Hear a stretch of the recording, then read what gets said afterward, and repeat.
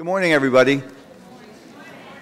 Hi, I'm Mike Clagg. I'm Dean of the school, and on behalf of the Johns Hopkins Bloomberg School of Public Health and the university, I want to welcome you to today's session, Engage Baltimore, a day of reflection and progress. And those of you who were here last Wednesday know that this is an outgrowth of our faculty, our students, and our staff coming together last week after the riots to plan how we respond to the issues in Baltimore, to both the aftermath of the riot and the root causes. I sent out a note that some of you may have gotten last week. I just want to read one paragraph from it. I reflected on how much over the last 30 years I've become part of Baltimore, and Baltimore has become part of me. I should have said the same thing about the school. You know, we are in Baltimore and part of Baltimore, and Baltimore is part of us. And what I said in my letter was, we will be engaged and we will stay engaged in collaboration with our community, with others across Johns Hopkins and the city of Baltimore. We will pursue health and justice with humanity and humility. So this is the next step. I want Congressman Elijah Cummings is our keynote speaker. He's en route. He'll be here soon.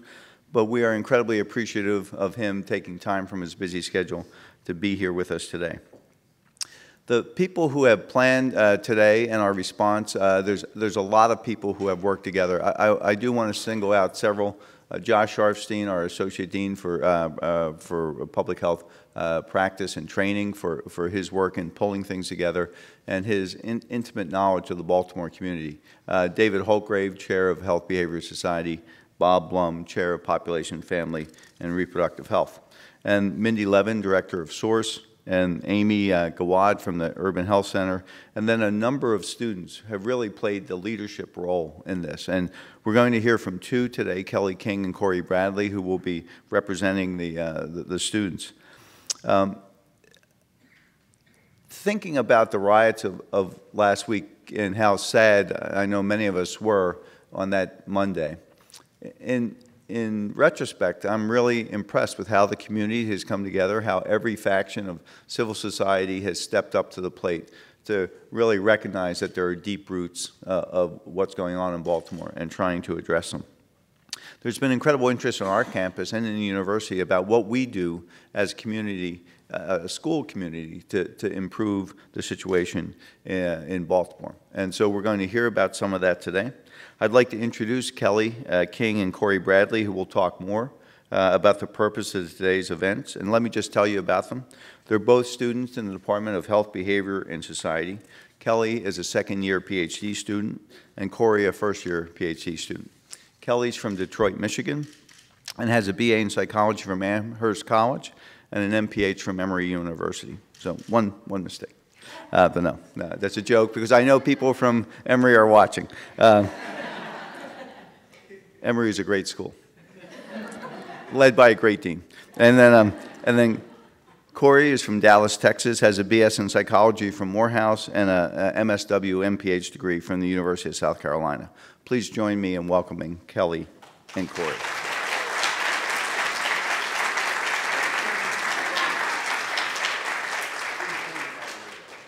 So I don't know if you can ever say it's a former life, but for 11 years, Dean Clagg, I was a preacher. That's how I made my money. And so it's been a year since I've got a good preach in, and so thank you for the opportunity. We may never get out of this 5-minute introduction. But around 9 p.m. on that Monday night when Baltimore rested the attention of the world, a group of concerned students collaborated to write a letter to Dean Clagg that essentially said this: as we approach 100 years in rigorous pursuit of public health science, leadership, and practice, and again recognized as the nation's #1 institute of public health, we are compelled to bring to bear all of our available resources to resolve this critical public health crisis in our beloved city, to respond to our community with humanity and humility. And Dean Clagg responded not much more than 90 minutes later, after he had just arrived home, and immediately rallied and connected us with dedicated faculty, staff, students, and administrators who had already voiced their concern. And so on the very next morning, we were around a table strategizing about what we need to do immediately, medium term, long term, the steps that we should take, and then just 2 weeks now of planning, this magnitude of a conversation was pulled together, and we did so quickly because we really didn't want to lose momentum, and we wanted to recognize our responsibility and capacity to dismantle the structural violence that has been terrorizing Baltimore communities long before the cameras showed up. Overwhelmingly, students, staff, and faculty in the school prioritize today as an opportunity to invite the all too frequently unheard in this space and actively listen, be challenged, prompted as public health professionals to act upon the underlying systemic inequities that are implicated in the homicide of Mr. Freddie Gray and countless others. And so after more than 700, and I think Dr. Holtgrave updated me, 800 emails flying everywhere, daily and frequent conference calls, nicknames I gave to people that some of them know, some of them don't. Multiple drafts of open community Google Docs, which students participated in. We've arrived at this point to present Engaging Baltimore, a day of reflection and progress. And in my notes, I have parentheses, applause.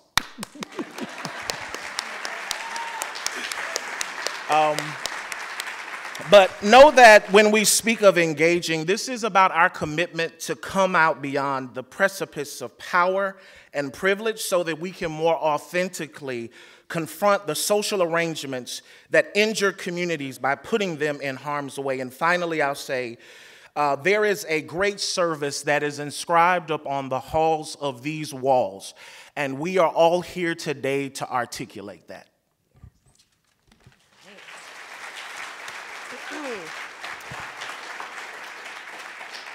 Kind of a tough act to follow. All I'll say is preach, Corey, I agree. So I just want to extend my deepest appreciation, especially to all of the community members that we have in our audience today.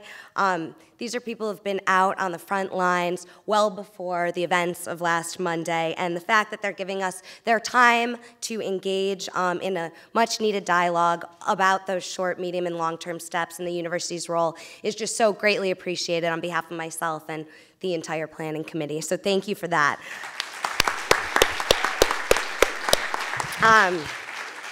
So since we are approaching our 5 minutes, I just want to let you know the day is going to be structured in 2 main parts. During the morning, we are going to listen. We are going to be joined by amazing speakers such as the Honorable Elijah Cummings, Dr. Thomas LeVeist, Dr. Lena Wen, the Health Commissioner of Baltimore City, as well as a panel of community experts.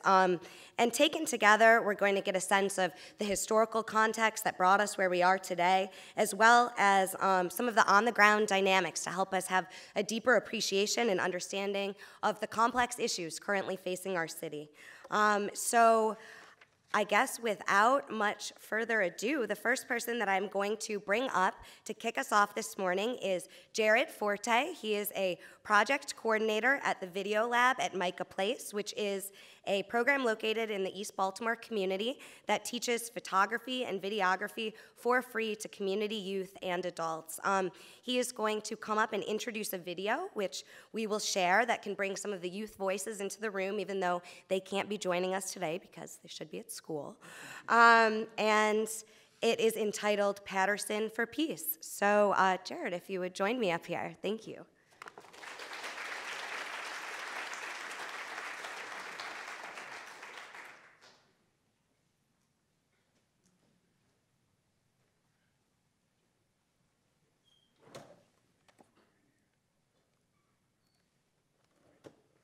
So I just hit play when I'm ready? Yeah. Okay. Good morning, folks. Good morning. I'm Jared, and I'm here representing the youth voices. I'm here representing the artists in the community who believe that you can make a difference when you make something, who believe that when you make something, you make a difference in yourself. You become a different person when you create something rather than destroy something, when you produce something rather than being consumed by something. Anger, fear. So a little background about this video. I can't say too much about it because anything I say will take away from this great work.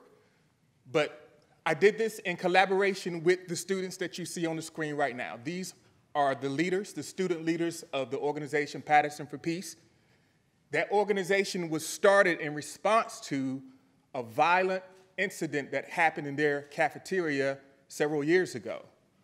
Some leaders in the school and student leaders decided we need to get together and start having some conversations and changing the conversation about ourselves, changing the way that people see us, and by extension, changing the communities that we live in.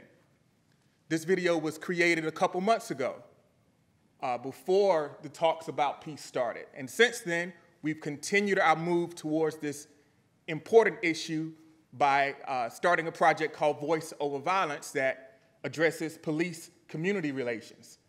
So that's a critical issue that the young people are concerned about. It affects all of us. And I would love for you to see the work that these great young people did with Video Lab.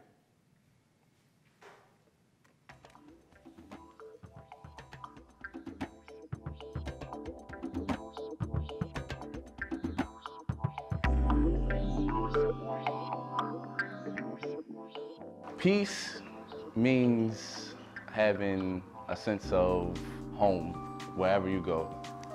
Peace means to me like everybody getting along.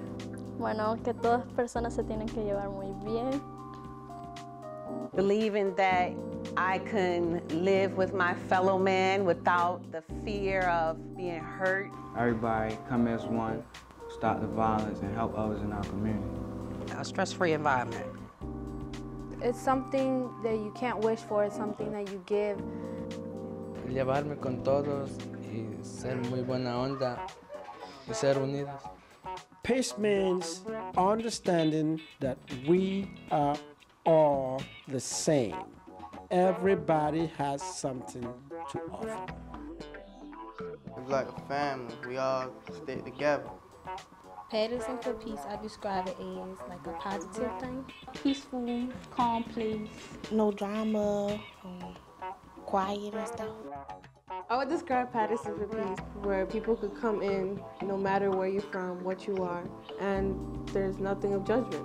Patterson for Peace is great in how they communicate and get the peer leaders in charge of what's going on.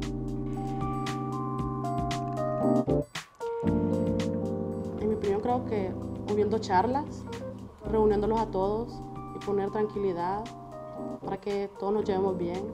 Try to get more of the parents involved on a daily basis. By just having a positive attitude. Keep people from fighting and keep us out the spotlight, keep us out social media and off TV, WJZ, Fox News. We can have leadership. We could have our students step up, take the role. If they see a conflict going on, say, talk it out. You got your social websites. You can go, you can hashtag all of them, you feel me? You can, like every time somebody take a picture, you can put your little comment in there, but then you can hashtag peace. Maybe other schools want to do the same thing. My first year at Patterson, it was a lot of negativity in the air. And this year, it's more peacefulness in the air. I see kids trying to do better at school, better with relationships, and trying to achieve their goals in life. That helped me stay out of trouble for real. I don't really be in trouble like that no more. It helped me calm down and change my attitude. Well, it motivates me. It gives me a reason to keep coming to school every day. I wasn't really doing that good when I first came to Patterson because of the violence and things like that. I was getting into fights. And with Miss England, she helping us become better people, like growing up and things like that. A huge change. Massive change. Since my 9th grade year, it's crazy. So this is beautiful. This is utopia.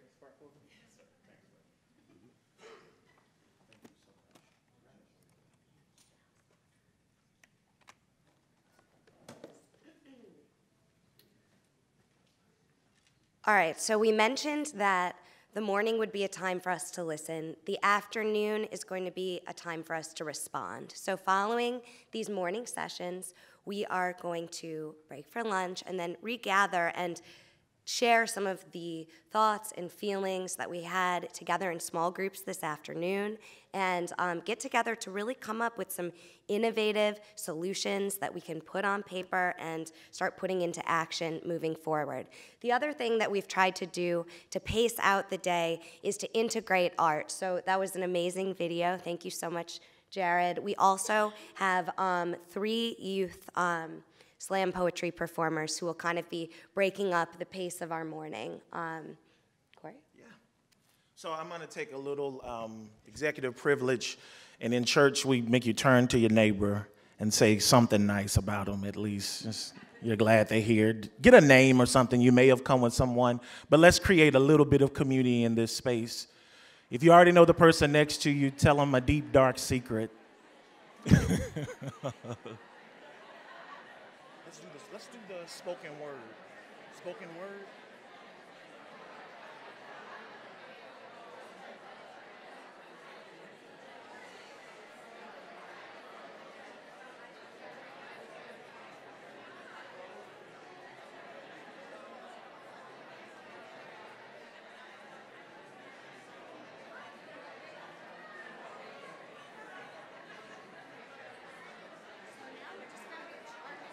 Yeah, I guess so.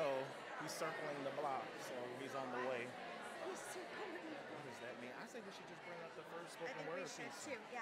Okay. Let's do it, yeah. Yeah, so reconvene them in, reconvene them in. All right. All right, now that you're warmed up a little more, we should get a few amens here and there. You got your coffee.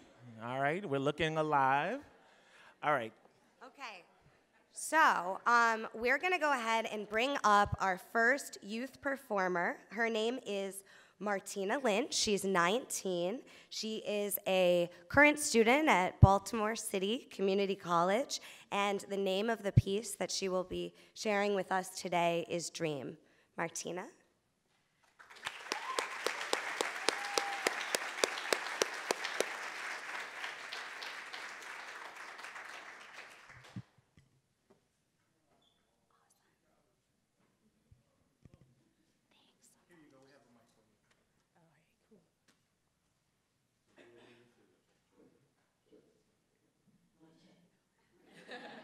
Hey, how y'all doing? All right, so this is my dream piece. Hope you like it. I got a dream that the makeup would disappear.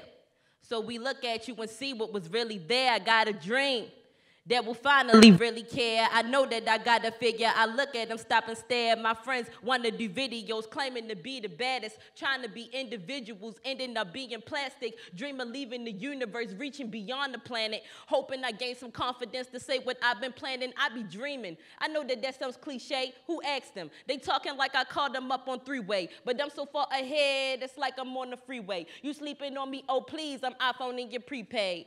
You see these girls chase the glamour ever since they wasn't Pampers, prepping for their future. Only Jesus knew the answer, but they didn't believe. Plus, they ain't never asked them, so it seems the time flew past them. Natty at the parties dancing with no self-respect. I got a dream. These lyrics could possibly help raise some self-esteem. You looking in the mirror, you don't like what you've been seeing, like for real. Dream chasers. I got a dream, like Martin King. I do my thing. It's for my team, and I said I got a dream. It's about you and me, to live in unity, like how it used to be. I seen that white girl looking in the mirror. She screams, but nobody hears her. She's cool in school, makes the boys drool, but still she's so insecure. I seen this white man sniffing that crack, and the man so surprised because it wasn't even black. I had a dream that that didn't matter. Can you imagine that? I had a dream that I was on Netflix, preaching to the teens, don't worry about the necklace, preaching to the girls, don't worry about the next chick, get it together, put the hood on the Lexus, put the hood on froze, make it so cold, seen the black man shooting at a black man. I had a dream that we didn't have self-hate, and it didn't really matter about a black man. I had a dream we could all get along, forget about religion, but just love the Holy Spirit, keep it real with God, everybody optimistic, you ain't dreaming, getting money, you don't got the proper vision, dog eat dog, always in the competition, color woman, sorry I ain't gonna finish, but I forgot to mention that I'm from a new dimension, and I'm getting from the heavens, so I'm better make a difference. No self-respect. I got a dream. These lyrics could possibly help raise some self-esteem. You looking in the mirror, you don't like what you've been seeing, like for real. Dream chasers, I got a dream. Like Martin King, I do my thing. It's for my team, and I said I got a dream. It's about you and me to live in unity, like how it used to be. See, I get better every day. Dream of me reaching my prime at the center of the stage, screaming that the world is mine. Oh yeah, check the clock. It's my Martin Luther time. They be like, you don't curse in your verses. Hey, yo, that's what makes me fly. Set a new trend for the upcoming red chicks that you ain't even got to be the baddest. And you ain't got to sell your soul. You ain't even got to try to be the fattest. It's no booty shots. It's like movie shots because my vision replays in my dreams. But I don't sleep. I daydream because I daydream with the team. Open your eyes, caterpillar. You gonna grow some wings and you won't be scared to fly, baby. You gonna do your thing, little shorty. Let me see my kings and queens who has a dream. Thank you.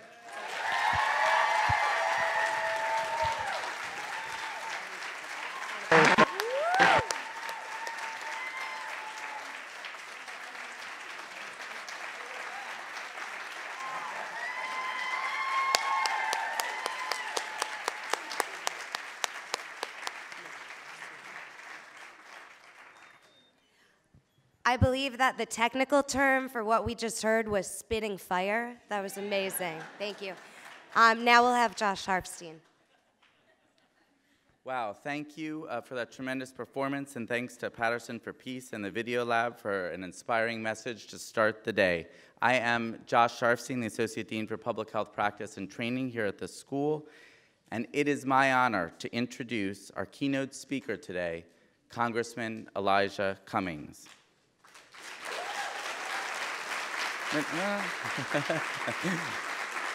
Now, Congressman Cummings was born and raised here in Baltimore. He graduated from City College High School, from Howard University, and the University of Maryland School of Law. He served for 14 years in the Maryland House of Delegates before being elected to represent Baltimore in the United States Congress in 1996. In this role, Congressman Cummings has stood apart from his peers in his intellect, his moral clarity, his courage, and his passion. Again and again, he has turned setbacks and tragedies into triumphs and transformation. 2006, Medicare Part D crashes upon its launch.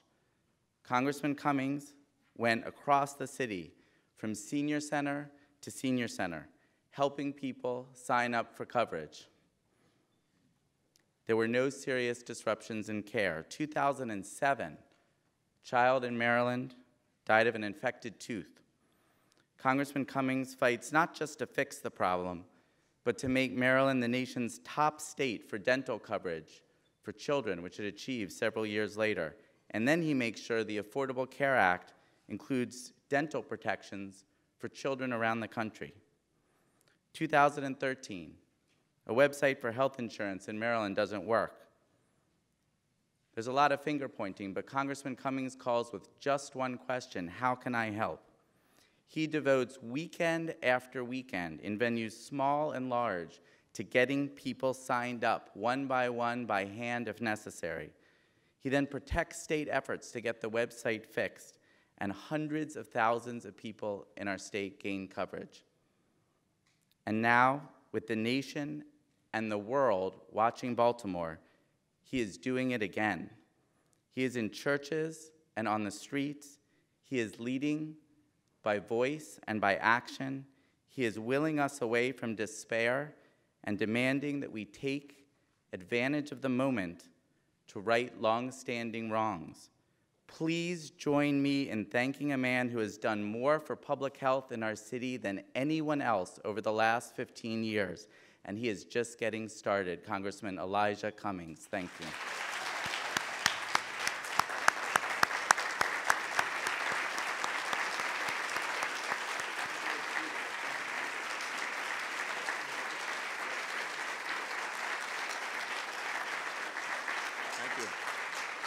Thank you very much. Thank you very much. Good morning, everyone. Come on, we can do better than that. Good morning, everyone. Good morning. To Dr. Sharfstein, I want to thank you for your very kind words. I also thank you for your leadership. to President Ron Daniels, to Dean Michael Flagg, and to everyone here, to Dr. Leanna Wynn, and to everybody who has gathered here this morning. It is indeed my honor and my privilege to be here. I was running 4 minutes late because I was on the phone talking to my staff about a young lady who I met at Douglas High School 2 days ago. I wake up thinking about her. I go to bed thinking about her. And I just could not get her off of my mind. You see, our federal partners came to Douglas High School, the Secretary of Education, the Secretary of Labor, and others to hear what the young students at Douglas High School had to say. And they put us in these small groups, about 10 students and 3 folks from the government. And this little girl sat beside me, and she basically caused my heart to bleed. We were asking them why were they upset, because they had already told us they were upset.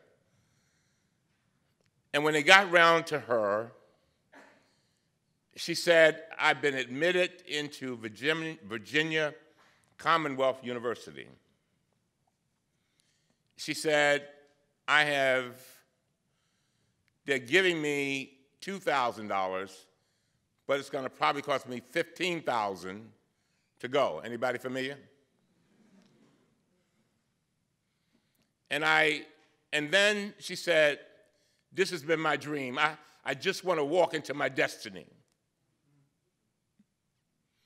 She said, but I feel as if I have been cheated. And I just can't get there. And I went up to her and I asked her the question, did you apply to Morgan? She said, yeah, I applied to Morgan. And she said, I have a 3.4 average, but my SAT scores were not high enough to get into Morgan.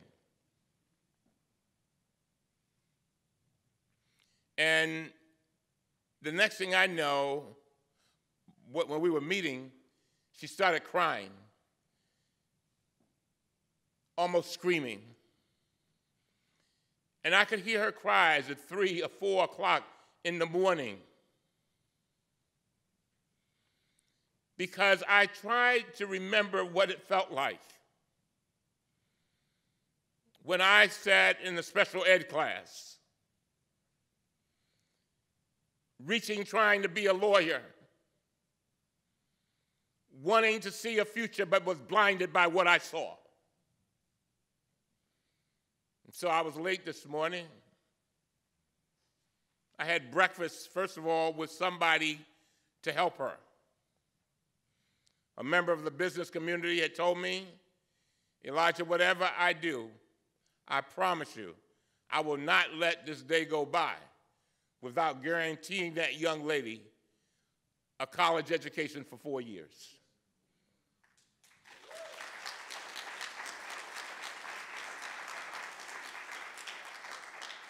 But not everyone has the congressman. Not everyone gets that chance to sit down and talk, and not everyone expresses, Dr. LaVisse, the other things that she said. She said, I'm doing okay, but she said, so many of my classmates feel as if they have been cheated. They feel as if they are sitting in a warehouse. And speaking of warehouses, there's the school that I worked with, Maritime Academy. And literally, when I heard about the Maritime Academy and I started working with it 9 years ago, it literally was housed in a warehouse. This is America. We are better than that. We are better. And so you ask yourselves the question, what does this have to do with public health? When you've got children who are walking around who are depressed by what they see every day and feel as if there is no way out. Ladies and gentlemen, there is a lot that we have to do. I've often said that we as adults have two major responsibilities. One, to help our children understand their gifts and then help them nurture them so they might be in a position to deliver those gifts to the world. So I've come here this morning. I'm excited about that little girl. I didn't even remember her name. So I had to get my staff to, that's why I was on the phone. I made this major deal and didn't even know her name. But I knew her pain. So I think what has happened too often over the last many, many years is that, you know, when Sharfstein, Dr. Sharfstein, who I love and admire, when he was talking about the things that I had done, you know, I forget the stuff I do. I just do it. I don't need an award. I really don't. But Dr. Sharfstein, one of the things that he didn't mention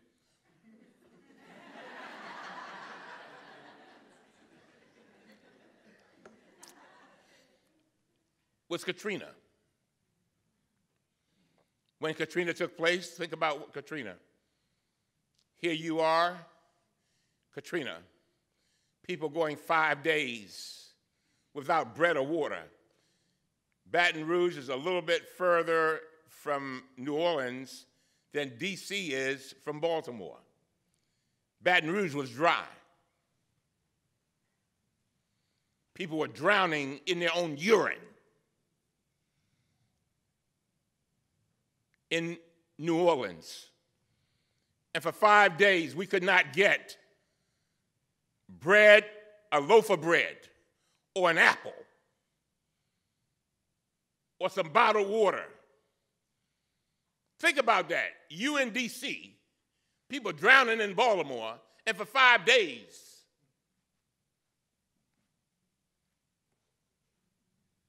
Did you notice something interesting? When you went down, by the way, now coming back to Baltimore, I'm taking you somewhere. Just follow me. Did you notice when you went down to Whole Foods, when the troopers were here? Did you see all of them? You see 50 troopers and National Guardsmen in one block being paid.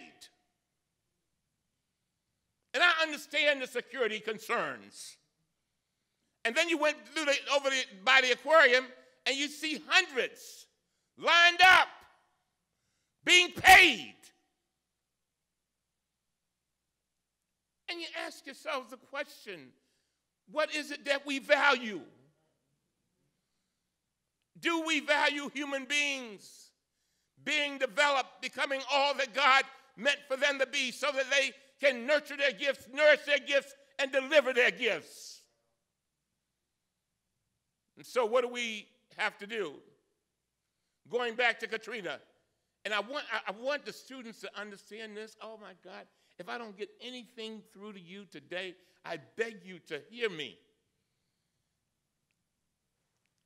I remember Katrina, and I think about how people were saying, yes, if we have a problem, in New Orleans, we've already practiced. We are ready. We are ready to go. We're ready for every emergency. We've got our communications intact. We've got our first aid intact. We know how to get people out of the area safely. And they went on and on and on and on. And they said these words, when the rubber meets the road, you will see that we are in good shape. Well, when it came time for the rubber to meet the road, there was no road. The reason why I talk about this, students, is that I want you to go out there and pursue excellence and be what you say you are. Be what you say you are.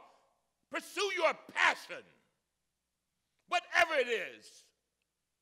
Go after it with everything you've got because our lives depend on it. You know who I'm talking about. The teacher that you'll never forget. You know, your little 6th grade teacher. The one that used to copy stuff, and she didn't have it. She didn't have, the books may have been old or whatever, and so she went to a copier and bought in Time magazine articles and stuff. The one that took you on field trips and went into her own pocket. Y'all know her? Do y'all know her? Do you know her? All right. Don't leave me out here by myself. Those were people who had passion for what they were doing. And what I'm saying to you, I don't care what you learn at Hopkins. You got to take what you get here at Hopkins, take it outside these walls, and operate with passion. The other day, this is not the speech I intended to give. Just hang with me. The other day, Dr. Sharfstein, I rent this car, and this guy came up to me and said, "Hey, Cummins, I'm going to talk to you. You got to remember, I live in the inner city, so I'm going to tell you how he said it, all right? Hey, Mr. Cummins, man, you know, Mr. Cummins, that's some bad rims, man." He was looking at the rims on the car. I don't know anything about rims. He said, "Man, you know, man, you better put a lock on them rims, man, because those rims are some serious rims." He said, and then he got on his knees, and he said, "You see this little scratch here, Mr. Cummins?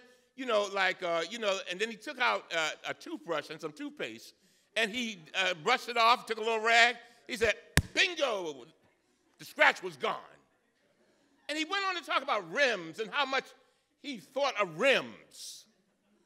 I said, this boy is all up into these rims.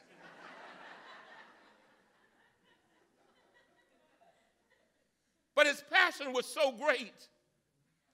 And I said, "What do you do?" "Oh, I work for the rim store." But he knew everything about rims. And you know what I said? I walked away from him, Sharfstein, and I said to myself that I like, if I need some rims, that's who I want to go to because he knows rims. And he has a passion about it. It's what drives him. It's what makes him happy. Well, I want a heart surgeon that loves hearts. Don't give me the rim man for the heart.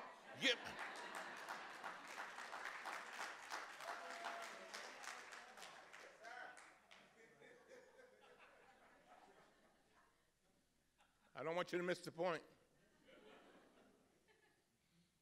You got to let your passion drive you.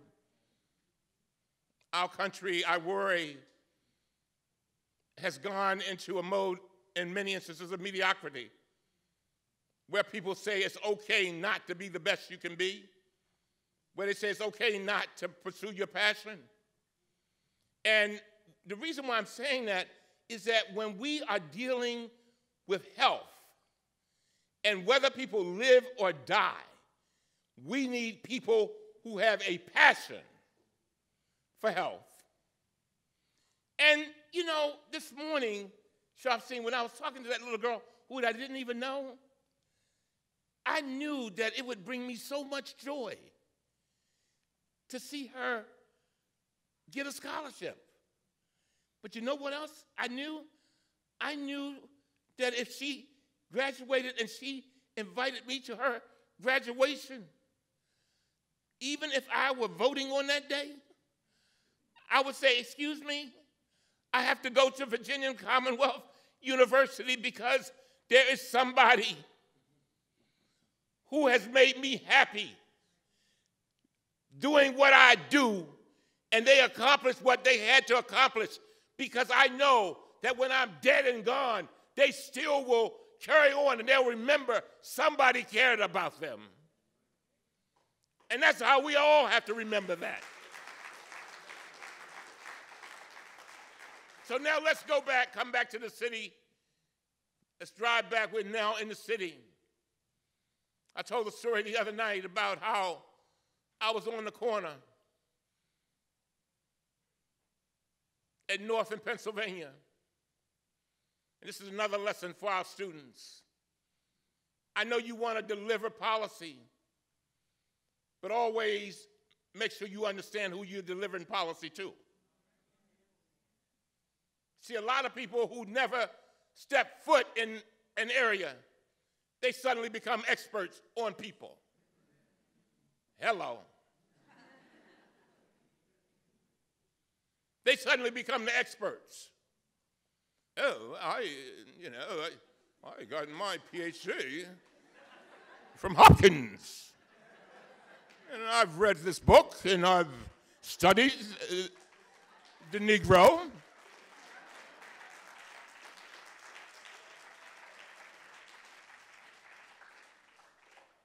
And I have the perfect solutions. After all, when I was at Hopkins, I used to go to Chipotle, and I would see the Negroes around. We'd stand in the same line and have a chat or two.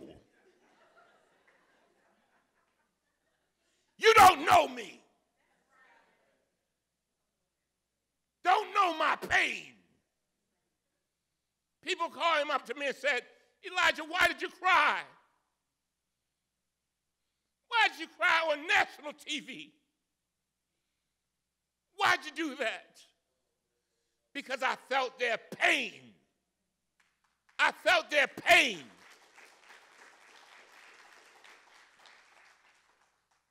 So, lesson number one. If you don't know folk, don't assume you know them.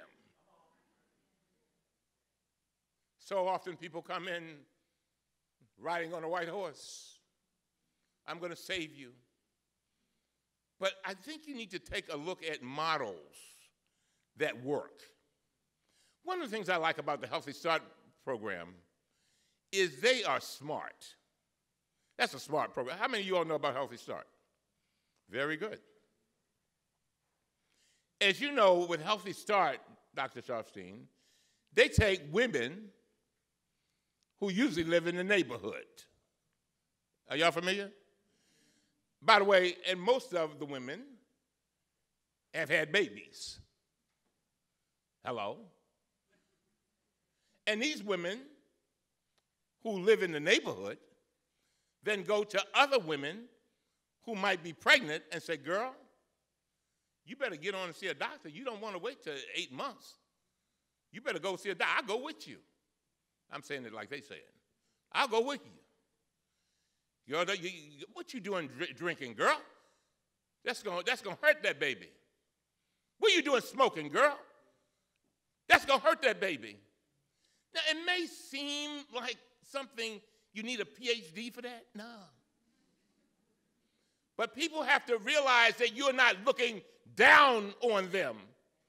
They have to realize that you are trying to lift them up. But you know what? The interesting thing about those women is that they have been mothers. They've been pregnant. I cannot tell a woman who's pregnant what morning sickness is like. I ain't never been pregnant.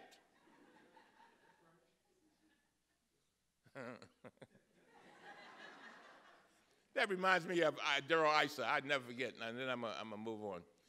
Daryl Issa. Are you waving or what? Were you waving? Oh, Daryl Issa. Daryl Issa, this is an interesting story.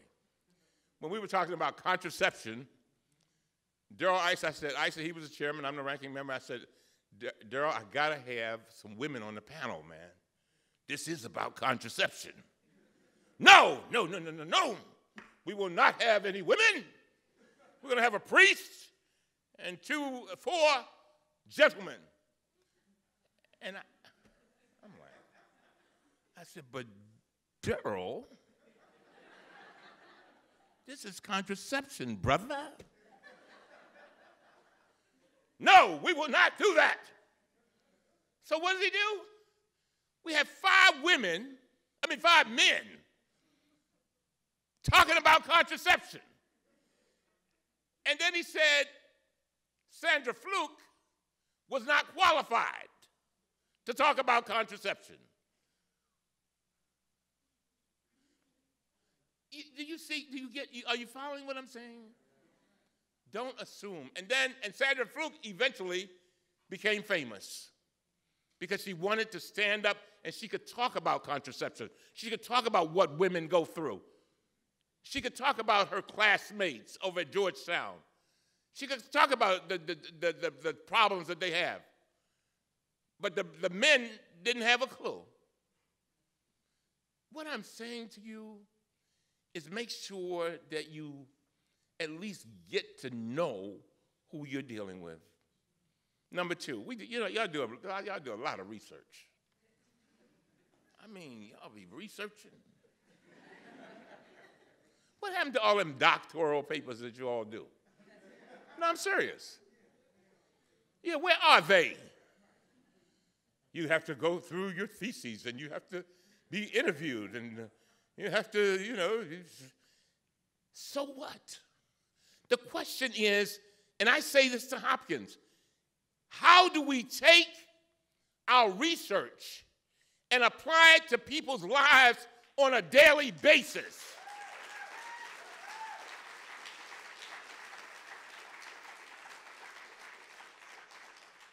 What Sharfstein was talking about, see, I tell all my proteges, people always ask me, how do you look at politics?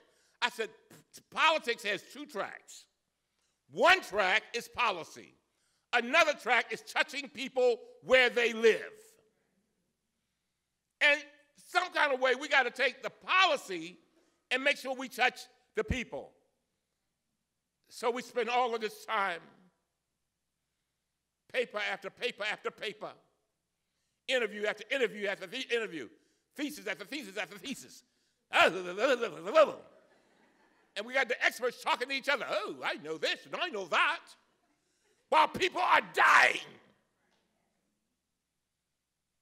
People are dying. But you got your doctorate. You got your master's. But I beg you to find ways to take what you learn and touch people where they live once you get to know them. Number 3.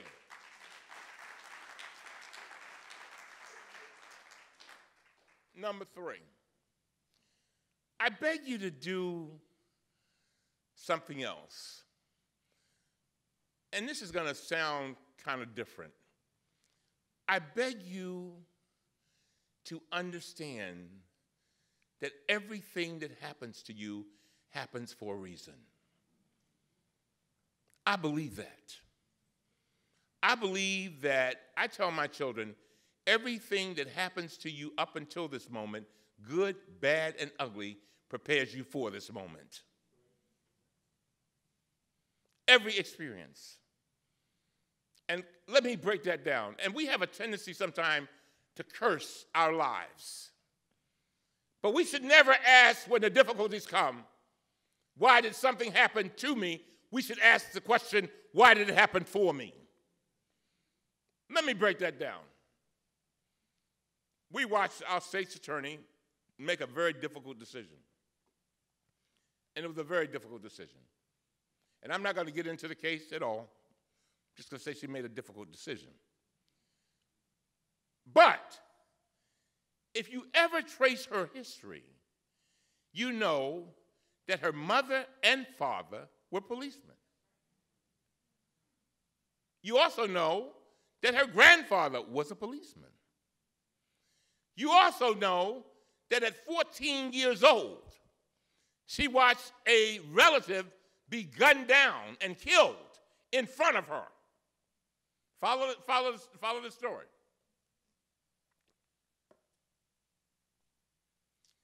At 14, as a result of seeing her relative shot down, she made the decision at 14 that she was going to become what? A prosecutor. Ladies and gentlemen, this is the lesson in that. Out of her pain came her passion to do her purpose. Out of her pain came her passion to do her purpose. Tweet that. Out of her pain came her passion to do her purpose. Pain, passion, purpose. Pain, passion, purpose. I guarantee you half of the public health students in here experience some pain. I guarantee you, Dr. Platt. It may have been a grandmother who they watched die of cancer. It may have been the brother who suffered from AIDS. It may have been the best friend who went through some mental condition where they did not even know who he was anymore. But I guarantee you, half of us are here because we suffered some pain. If you fall in that category, would you raise your hands? Dr. Clark, you need to see this. Turn around. Look and see this. Just go. Isn't that interesting? Why do I raise the issue? And I'm finished. This was definitely not the speech I intended.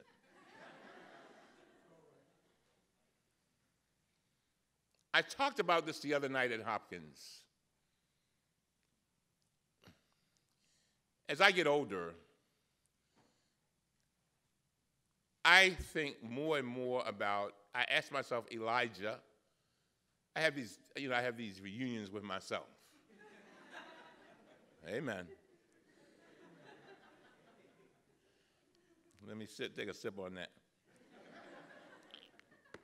I have these reunions with myself where I go and I say, Elijah, it's time for us to meet. It's time for us to have a conference. And as the boys on my street say, me, myself, and I, we all get together. And the thing that I think about the most is, what is it that brings me happiness? And this is a lesson that doesn't only apply, what I'm talking about now does not only apply to health care and health for people, but it also applies to your personal life. What I have discovered in my meetings is that a lot of times we take for granted the things that make us happy. The child who takes their first steps. Happiness. Anybody familiar? The child who, particularly your first child, when they're not saying anything, they haven't learned to talk yet, and you're wondering what they're thinking, and then they start talking, and you're happy for about a month.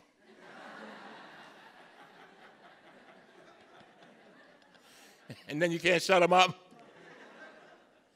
That's happiness. Happiness comes, I told my daughter, I have a daughter who's 33, and she's a public relations specialist, and she came to me the other day, and about 2 months ago, and she takes me to dinner every month. And, she always takes me to these real nice restaurants. She makes more money than I do. But she said to me, Selwyn, she said, Daddy, I know you struggled to put me through school, and I have something for you. So she hands me a check for $1,000. And I almost fell out of my seat. I said, what is this for? She says, I want to pay you back. She said, I decided that I want to pay you back. I said, you can't pay me back. You've already paid me. I said, you are a gift that keeps on giving. You are a gift that keeps on giving.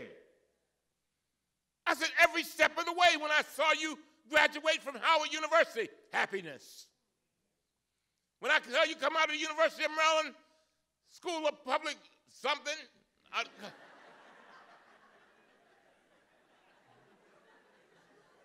policy, happiness.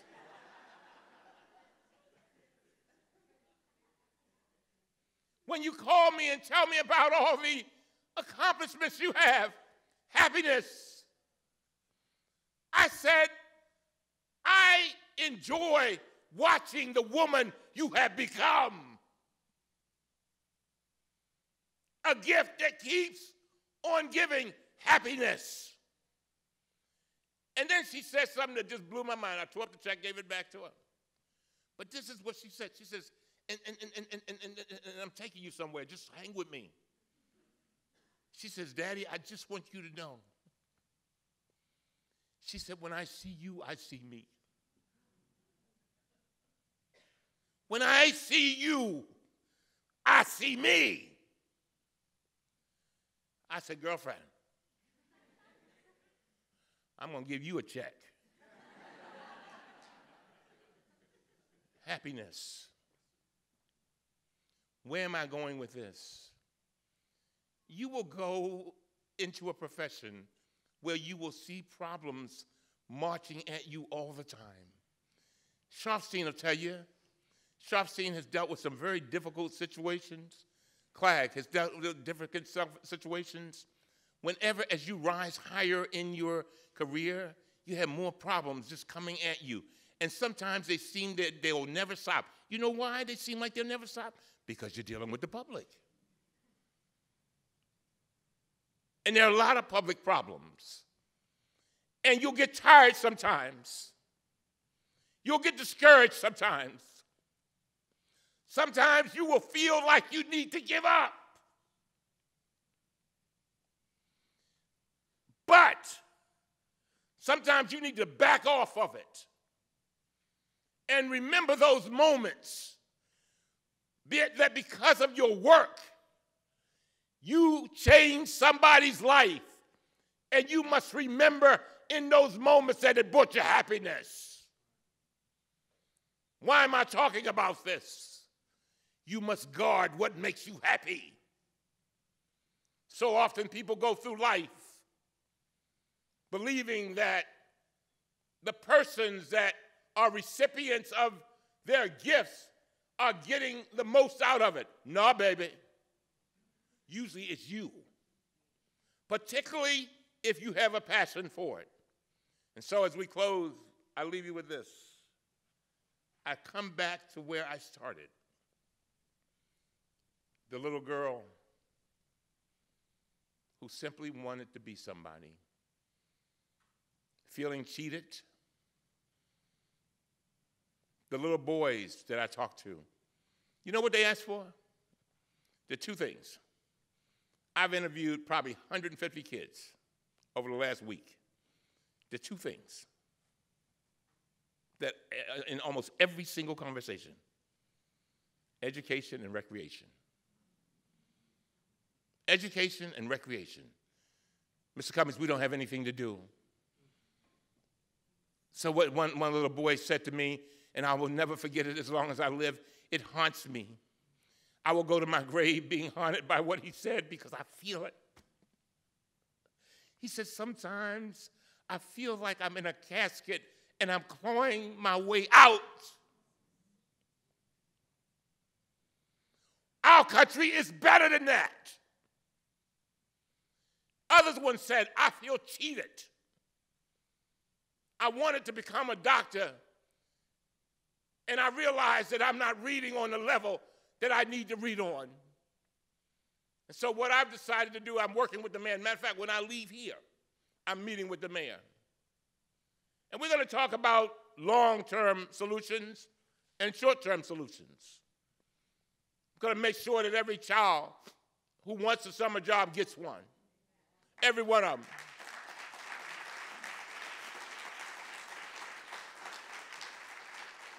I'm going to recommend to the mayor that we look at our plans for recreation and that we try to make it so that children can walk within 10 to 12 blocks and get to a recreation center that is fit to be in.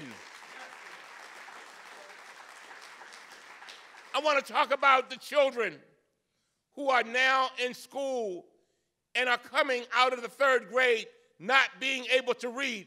Talk about how we need to put a mirror up to ourselves and ask the question, are we failing our children? And doing something about it. I want to talk about the ones that are in the 9th grade, reading on a 3rd and 4th grade level. How do we bring remediation to them so that we save them? I want to talk about the systemic problems in our system. I want to talk about the police and the idea of respect.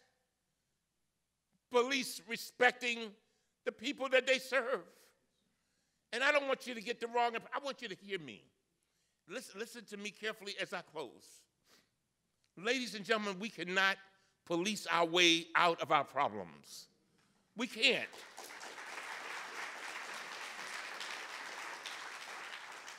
You can't just not fail to give somebody an education and then lock them up. Let me tell you what the boys on the street say to me. Keep in mind, I live in the inner city, so I get all the scoops. The guy came up to me the other day. I said, where you going? Man, Mr. Cummings, I'm going down to see, you remember my cousin Jimmy. You remember Jimmy. Jimmy used to live up, on Bolton Street. Oh, yeah, I remember Jimmy. I didn't remember, but yeah, you remember Jimmy. Jimmy, man, he got some long time, man. Mr. Cummings, can you do me a favor? Mr. Cummings, when you go to Washington, I want you to do me a favor, man. Tell them that we don't understand what they're doing. My boy Jimmy, my cousin, is serving all his time in jail for selling marijuana. And then I turn on the television, Mr. Cummings, and in Colorado, they buying it with cash and television cameras rolling. There are people who look at our system of governance with regard to policing and say, this is not fair. One person sits in jail for years, another one walks into the store, $1,000 in his hand, selecting from 35 different types of marijuana. And then you ask the question, why are people upset? And so, I'm finished. I am. And I want you to understand the things that I've talked about. You're gonna get your lessons because you're in one of the greatest schools in the world. But ladies and gentlemen, one of the things I learned from being on that corner the other night, it ain't just about smarts. It's not just about what you learn in these walls. Because when you got people who are in pain and they think that you don't understand, I'm almost finished, Upstein. Just give me a minute. You asked me to come, then you want me to leave. Just give me a minute. Just kidding. We go way back. Anyway. But they gotta feel that you feel their pain. Other than that, they don't want to hear it. And the reason why the policing piece, the Freddie Gray case, has such a relationship with all this, there are a lot of relationships between the systemic problems, the things that I've talked about in healthcare and education and recreation, connected with that. But let me hook you up with a piece that a lot of people don't realize. And I got this from listening to Douglas students. Listen to what they say. When they saw what happened, let's put it like this. When they heard about what was admitted, not strapping somebody in with a seatbelt and not rendering aid, and then we're told that he basically killed himself. This is what they said to me. They said, Mr. Cummings, we feel, you know, when we heard that, it's like he said, people think we're stupid. But this is the piece that really got me. They said some people think we're stupid because they think that we think that we're prepared to get that job. That they think that we think that we're prepared to take on certain responsibilities if we're not reading on a certain level. And he said, and this is what they said. They said, you wonder why there's distrust? We hear people talk about Freddie basically killing himself, and we looking at each other and say, well, wait a minute, do they think we're stupid? And then they say, people act like we are fine and we're not fine. Do they think that we're stupid? I didn't say that, they said it. And so it is. I say to my colleagues in the Congress and everywhere I go, that I want them to want for the children on Madison Avenue in my block. I want them to want and work for the same kind of education they want for their kids. I want them to want it for the kids that are in my block. The same kind of recreation that they want for their kids, I want them to want the same kind of recreation for the kids in my block. And if we can move towards a society where we're all marching together, realizing that our destinies are intertwined, then we will be a better nation. But I want to thank you all. I want to thank every one of our public health students and faculty because you have made a decision. You have made a decision that is bigger than you. You made a decision that you want to touch a lot of lives. And I know it's not a lot of money in public health. I know it's not. I hope that's not news.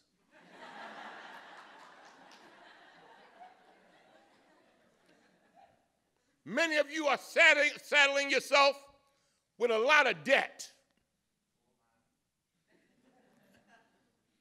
But I just want to thank you. I want to thank you. And all I've come here to beg you to do everything in your power. And the things that I've talked about, I just want you to be most effective and efficient in what you do. I don't want you to get frustrated and feel like you have to give up because you're too valuable. You've come to one of the greatest institutions in the world, and you've equipped yourself, and you had the experiences in life, and you've been driven by your passion, and you realize it's bigger than you, and you're going to make a difference. And I've come here to encourage you and to thank you for what you are doing. Last but not least, one of the statements that I made, and I make it often now, when I look at the life expectancy of African American men. At 64, I realize that I'm marching towards the evening of my life. I understand it. Marching slowly towards the evening of my life. But I remember all the time how people like you, all along my life, helped me get to where I got to. Coming out of special ed, becoming a lawyer, becoming a member of the Congress of the United States of America, coming from parents who only had a third-grade education. That's the America that I want. That's the America that you want. That's the America that we together will bring about. We are moving towards a more perfect union. And as I close, I say it over and over again, as I march towards the evening of my life, I just want my children and their children's children to have a morning. Just want them to have a morning. Don't want them to fight the same fights over and over again. Don't want them to be left behind. Don't want their gifts to be locked up in a casket. Don't want them to be talking about feeling as if they're in a casket trying to claw their way out. We are better than that. I didn't mean to get excited, but thank you.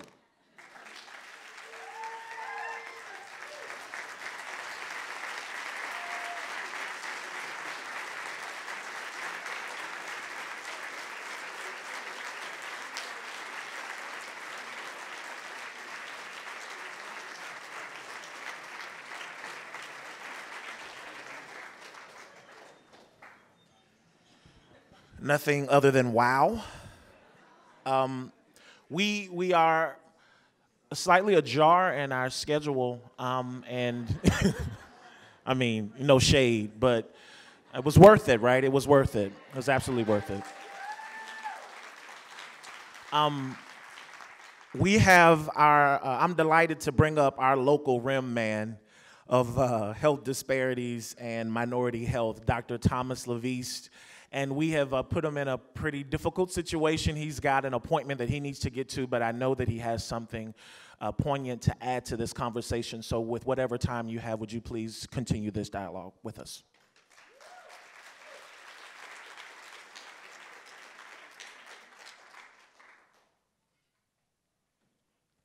Good morning.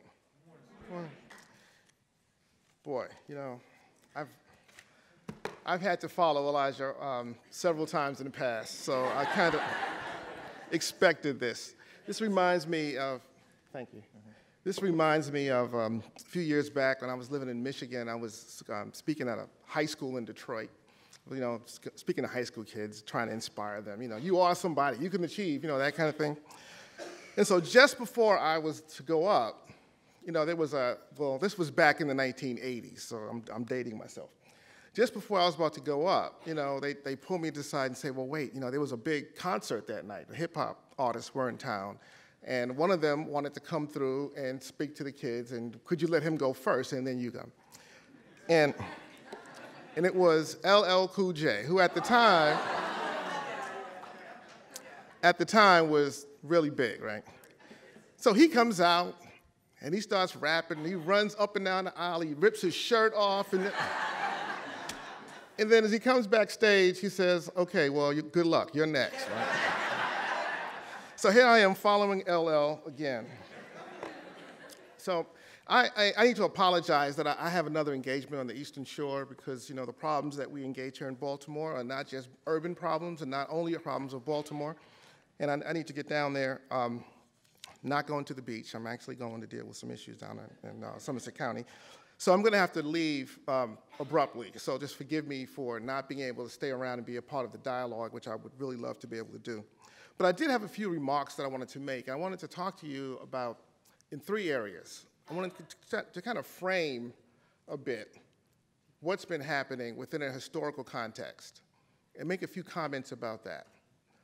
Then I want to quickly segue into a brief discussion of the elephant in the room, and that elephant is racism. A word that hasn't been uttered yet, but I think it's important that we just call it what it is. Racism is a piece of the problem here, and it's a part of what we are encountering.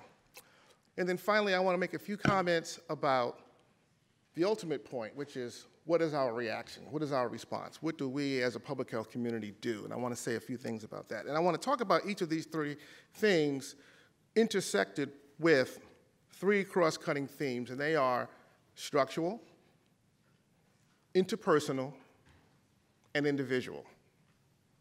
Structural, interpersonal, and individual. Because these are the various levels on which we can act and must act. So first, let's talk about the historical context. You know, I know that when we talk about slavery, we often get a visceral response, which is understandable. Who wants to talk about slavery? Who wants to own the benefits that came from slavery? And who wants to own the legacy of the detriments that came from it? It's perfectly understandable. I certainly don't want to. Nobody does. But we must engage it because, you know, slavery has been called the original sin of this country. And through our journey as a nation, the underlying current, the undercurrent of much of the narrative thread of our history stems from that original sin. And much of what's happened as an underlying narrative deals with the fundamental problem of what do we do with all of this surplus labor. So in the 1600s, Europeans discovered that there was another part of the planet and that there were natural resources and that those resources could be extracted and that you would need labor to extract those resources. And that you can go into the southern hemisphere, get people to come to the western hemisphere and help extract those resources. And that's basically what the slave trade was about, extracting natural resources. Now, this was a structural issue because this was about economic growth and development and the evolution of the West, which was quite successful at developing great wealth. Now, that's a structural issue. The interpersonal problem comes because if the narrative of slavery was simply, we need labor, we have the ability to forcibly take the labor, and we'll do that for a while, and once it's over, it's over. If that was the narrative, we may have had a different outcome, but instead, the narrative was, we enslave you because you are a sub or an inferior version of humanity. You are inferior. And we believe, right, as enslavers, that they are, in fact, inferior. And those of us that are being enslaved come to believe, in fact, that they are, in fact, inferior. And this is where the interpersonal part comes in. You internalize that belief system so that when it comes to needing the empathy to enact policies that will improve people's lives, that empathy is lacking. When you need the personal efficacy, the personal agency to take change on your own, often that personal agency is lacking because of the internalization of this belief of inferiority.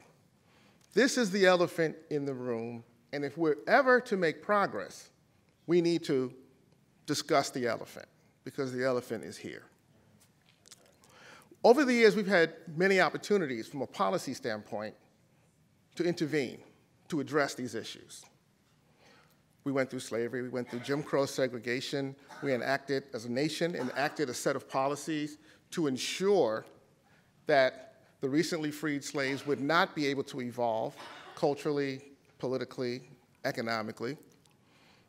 Baltimore was the epicenter of redlining, and if you look at the maps of redlining, and you look at the maps that are now food deserts, and we look at the communities that are now flooded with alcohol and crime, they are the same places that were redlined. They are the same places that burnt last week, okay? So there's a historical thread that leads to the events that have occurred here in Baltimore. Baltimore, by the way, is emblematic of the nation. We are an example, and right now the camera's glare is on us, but what we experience here has happened or can happen everywhere else in this country. So racism operates on three levels. There's a structural level, and it operates on the structural level without the necessity of individuals holding any malice in their hearts against anyone.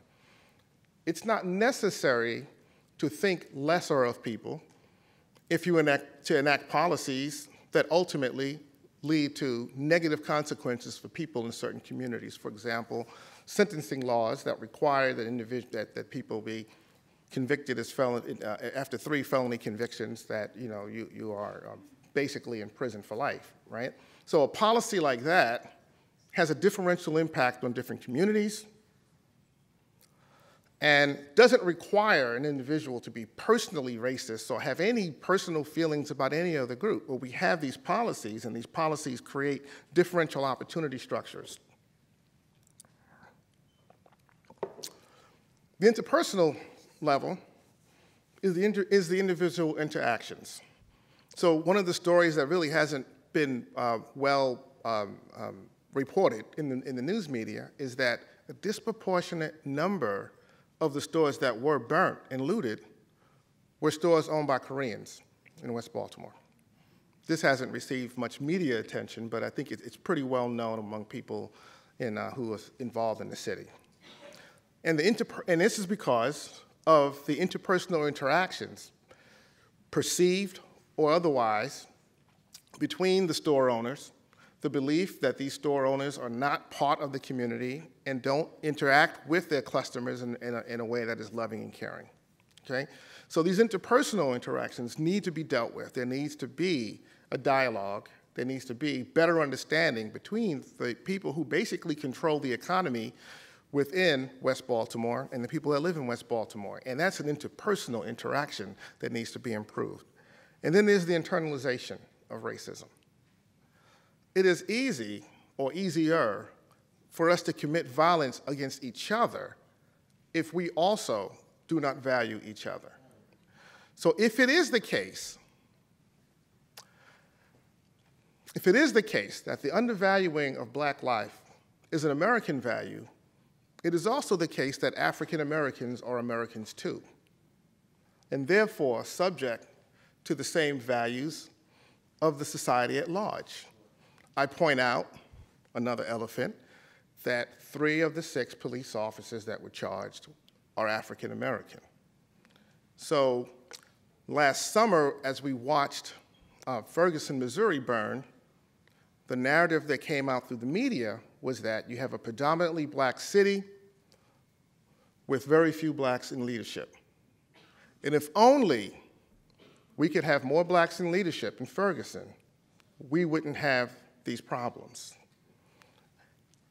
A third elephant, as we look at our city, Baltimore, a city that has had black leadership for several decades now, and we see the same reaction.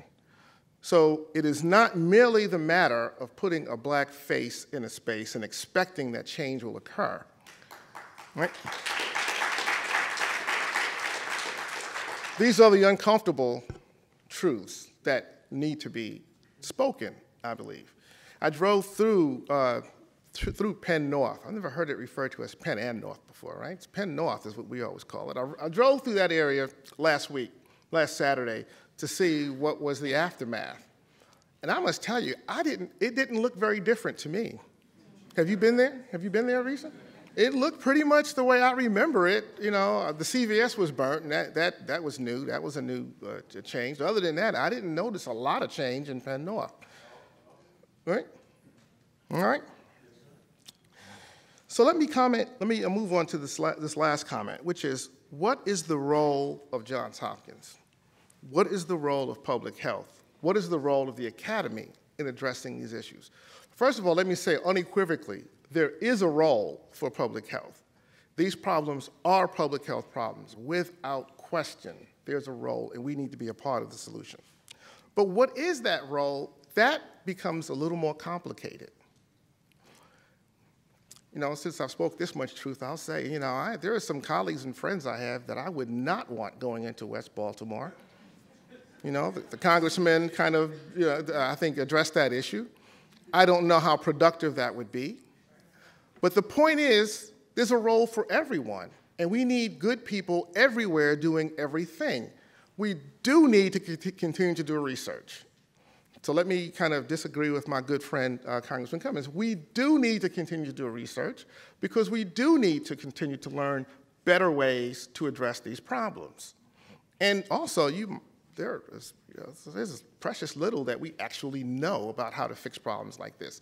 So we do need to continue to do that research. And we need people here doing that work and doing it in a rigorous and high-quality way. But we also need people who will translate that research.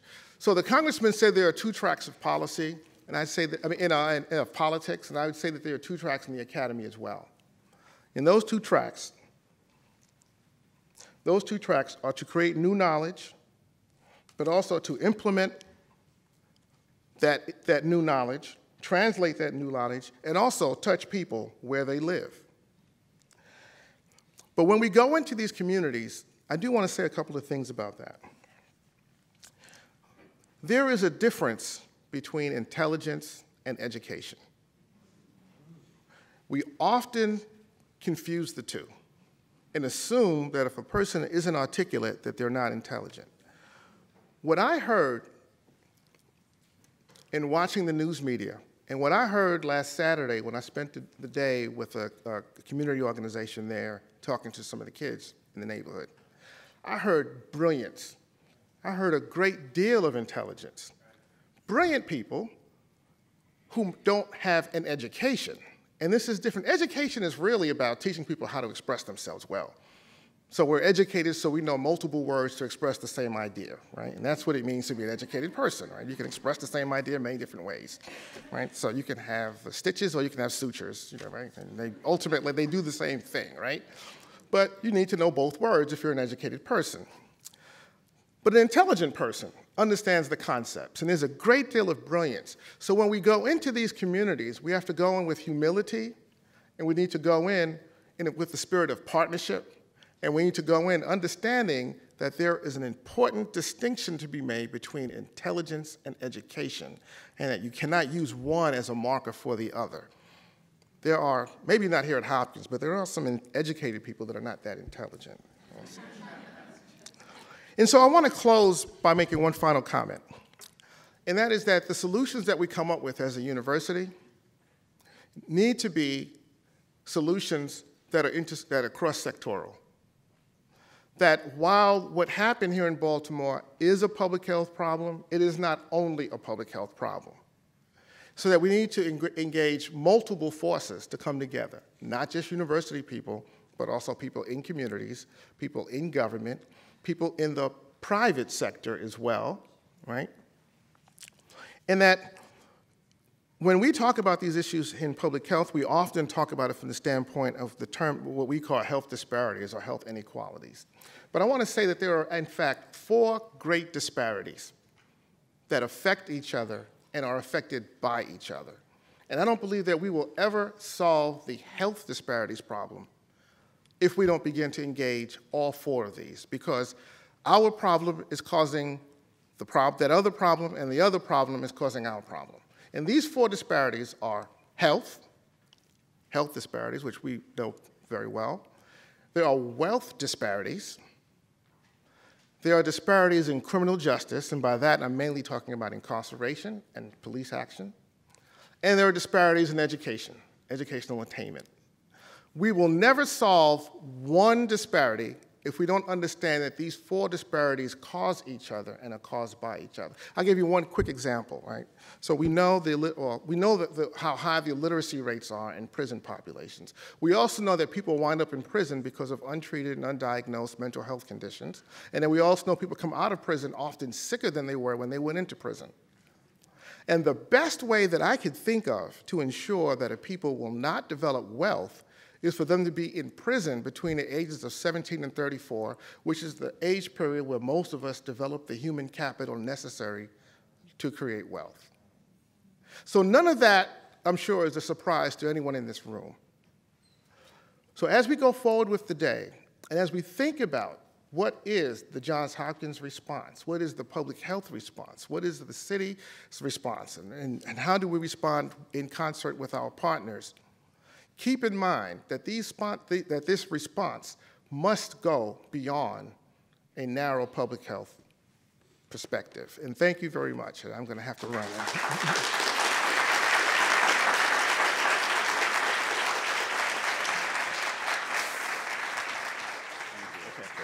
Thank you.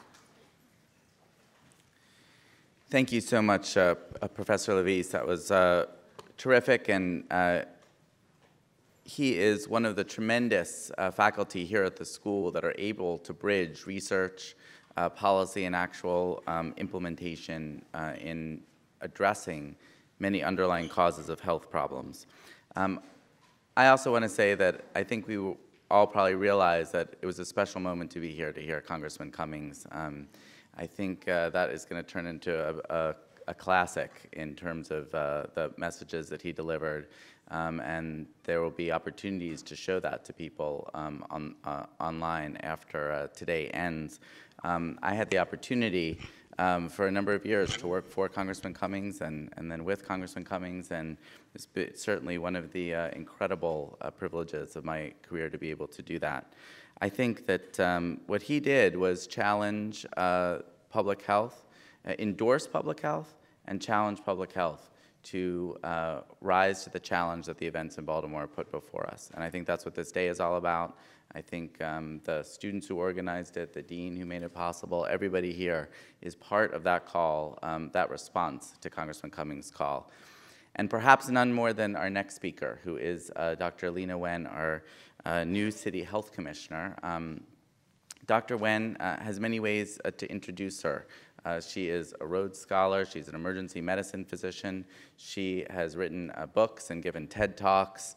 But what I would say is that she had a great career at George Washington. She was well known. She was had 3 times as many Twitter followers as me. And she did not need to take on the challenge of being the Baltimore City Health Commissioner. I know that, having been involved in the selection process, she had to make a decision to commit herself to the work of public health in the city. And she not only made that decision, but she has put herself all in. She has gotten engaged. She was here when the measles outbreak happened with all the leading pediatricians in the city on vaccination. She has been deeply engaged in the events of the day, as you may have seen her delivering medicines. We at the school are so glad that she is in her position, and we are building a very strong relationship with her to support the work that she's doing with the city. I want to especially thank Kevin Burns and all of the students who responded to her call for help, staffing hotlines and going door to door in West Baltimore. But none of that would have been possible without her leadership, and I think it would be a huge understatement to say she is not exactly slowing down. So with that, it is my great pleasure to introduce Dr. Wen.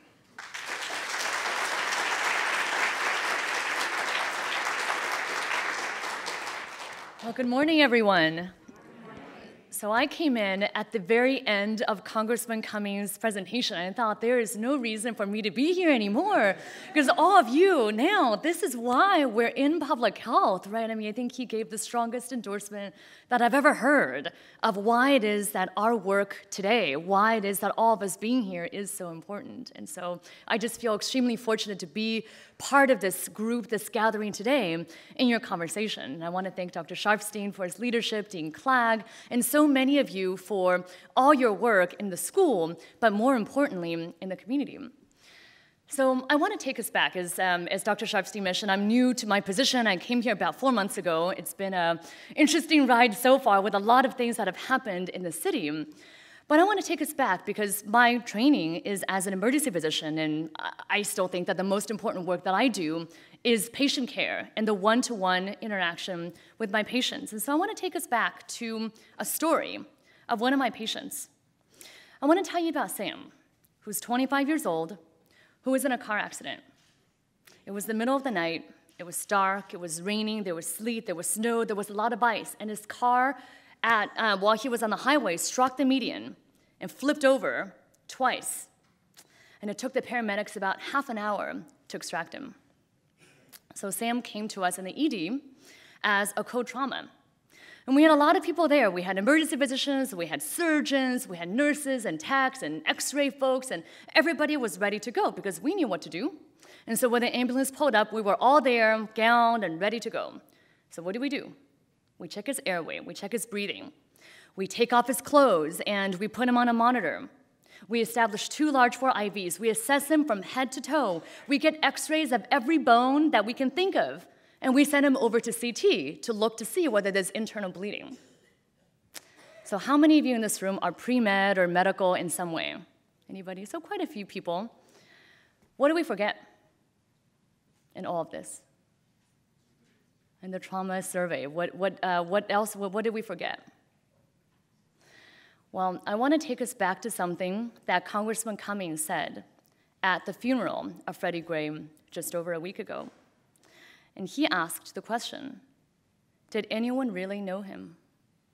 Did anyone see him? Did anyone say hello to him? And in this case, what we all forgot in the midst of all this trauma and everything else was going on was what to explain to Sam about what was happening to him in that room. Now, I have no doubt that medically, the doctors were trying to do the right thing, right? Because Sam was actually really ill. I mean, we were worried about his health. He could have had broken bones. He could have had bleeding in his brain, collapsed lung. All this is true. But you know what? Sam was awake. And to this day, he'll tell you that he remembers every moment of what happened to him that day in the emergency department. And you know what he remembers?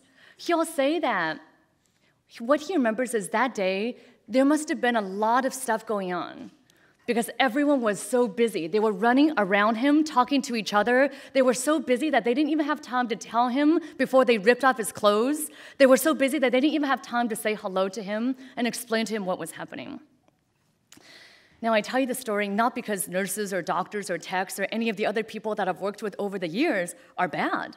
And actually, I have an admission to make, which is that I was one of the doctors who took care of Sam that day. And I'll tell you that we were focused solely on him and on what was happening to him.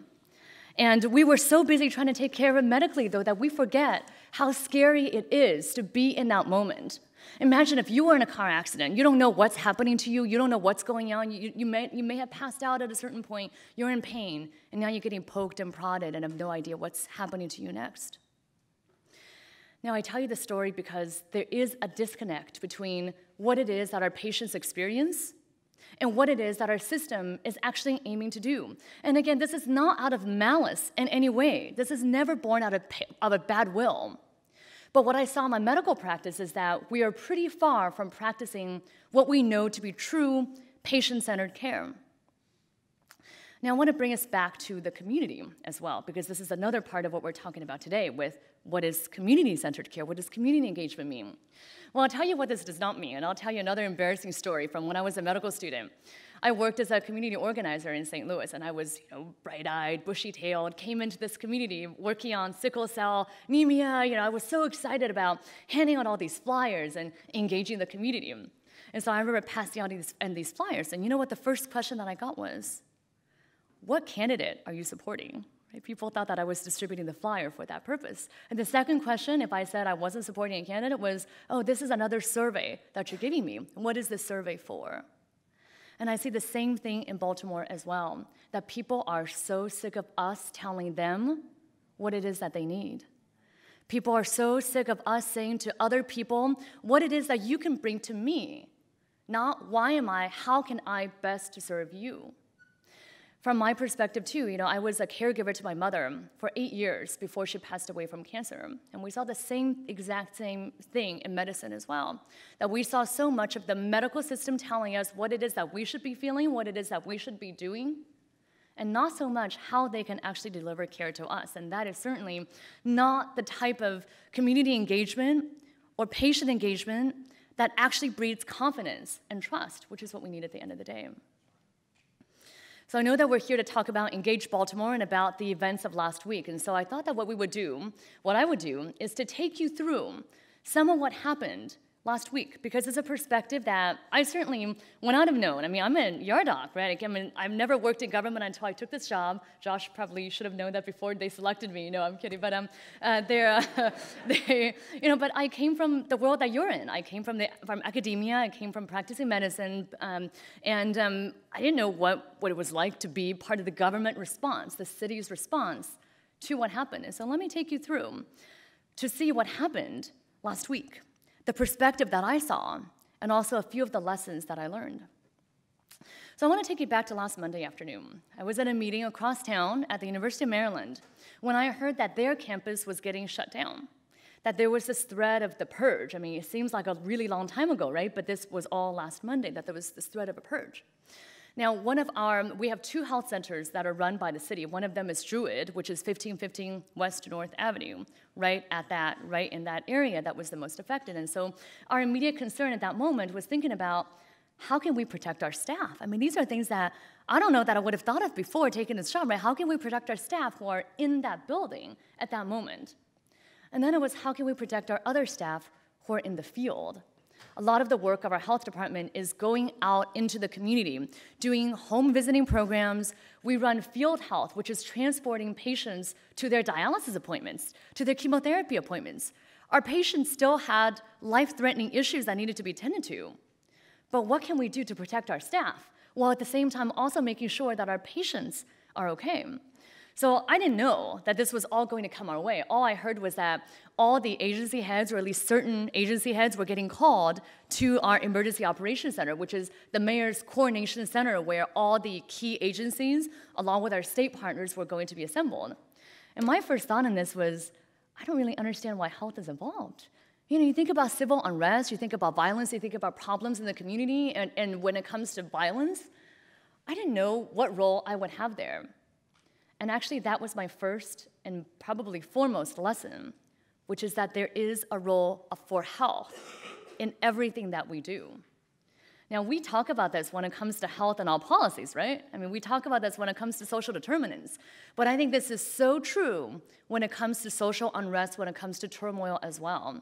And as the day unfolded, our key priorities were focused on how do we secure our hospitals? Again, something I never thought about, right? But you remember last Monday when it looked like, especially if you're watching TV, it looks like the world is ending, that everything is on fire. There are talks about shootings and all these buildings that are burning. People were worried. Our hospital personnel were worried. They didn't know if they could get to work on time, get out of work on time. We didn't know if we could get our patients to be transported on time. There were various ambulance companies that we were hearing of that were refusing to transport patients to the EDs. Can you imagine that? What's going to happen to these patients? Sending them to another jurisdiction, but they would refuse to pick up patients in their homes. Our call time for the 911 system went up to 3 minutes, 4 minutes, 5 minutes. How is that impacting the health of our city? So that was one of the key lessons that I learned, that health is involved in everything. And actually that we can use many of the similar methods that we use for health in everything else that we do. And so we ended up convening daily calls with every hospital planner, every hospital CEO, leaders of our FQHCs, because just like in an emergency department code, have any of you been in codes before? Lots of people yelling, there's a lot of confusion, especially if you're the person working, actively giving medications or resuscitation. You don't know actually what's going on around you. You don't see the big picture. And the person running the code has to be giving direction and giving information, even if there isn't new information to give. And I don't think I realized until then just what a critical role actually health has to play in all of this, because we understand the role of health in those immediate emergencies. Now, as things went on, of course, our focus was on safety. And when you have fire and police and everybody else there, everybody else is also focused on how can we get out of this immediate unrest period. But I'll tell you something else that we had not anticipated, that may seem like common sense to everyone here, but that we did not anticipate, which is that there were plenty of people, dozens, hundreds, thousands of people, who were not involved in the safety per se, but who were significantly impacted by the unrest. I had a woman call our office who just wanted medical advice. She was in her 60s, had 4 heart attacks before, just had received cardiac stents, and was out of her blood pressure medications and her Plavix. She wanted to know how long could she go without taking her medications. Somebody else called us saying that she was out of her insulin and was only using half doses for the last 2 days and thinking that if she stopped eating, that it would be okay. Another woman stopped using her inhalers because she was hoping to string them out for as long as her pharmacy stayed closed. Well, her pharmacy was the one, the CVS, that burned down at Penn and Notes. She would have been without her inhalers for a long time. We actually had to call the ambulance for several of our patients who called us in the health department because of how ill they were. So the second lesson that I learned was that, life goes on. And for many, we hear the loud voices, right? You hear the people who are protesting in the rallies, and their voices have to be heard, and I totally get that. But there are also people whose voices are not being heard because all they're trying to do is to have their lives move on. They're trying to get their diapers, their adult diapers. They're trying to get food for their children. They're trying to get toiletries. They're trying to get their insure. They're trying to get their life-saving medications. How are we going to do that? And actually, that's when I have to commend Hopkins for really stepping in, the School of Public Health in particular, for really stepping in, thanks to the leadership of Dr. Sharpstein. We also had Dr. Kevin Burns, one of our preventive medicine residents. They were phenomenal, phenomenal. And they, and many of you actually in this room, we had dozens of people respond to our urgent call for help. I mean, we were realizing as all these came in that our staff, even though we had staff working literally 24/7, that we just could not keep up with the volume of calls that we had. And these were calls all actually for life-saving information and life-saving materials that we could not do it ourselves. And so I just have to say that we're so grateful for all of you for stepping up and really giving us a hand in this extremely difficult time, and in providing these tricky types of advice as well. As we learned from, we ended up establishing a prescription hotline that anybody could call us, and we would figure things out for them on a case-by-case basis. We learned that it was not straightforward at all because every case was different. You would think that, well, I mean, for example, we were on the call with one of our major retailers, and they said, well, I don't understand the problem because there are 25 other CVSs, like a million other Rite Aids. What's the problem? There's another one just 3 blocks down the way. Well, imagine if you're a patient in a wheelchair, on oxygen, where you don't have family or friends living nearby. 3 blocks is the difference between getting your medications and not.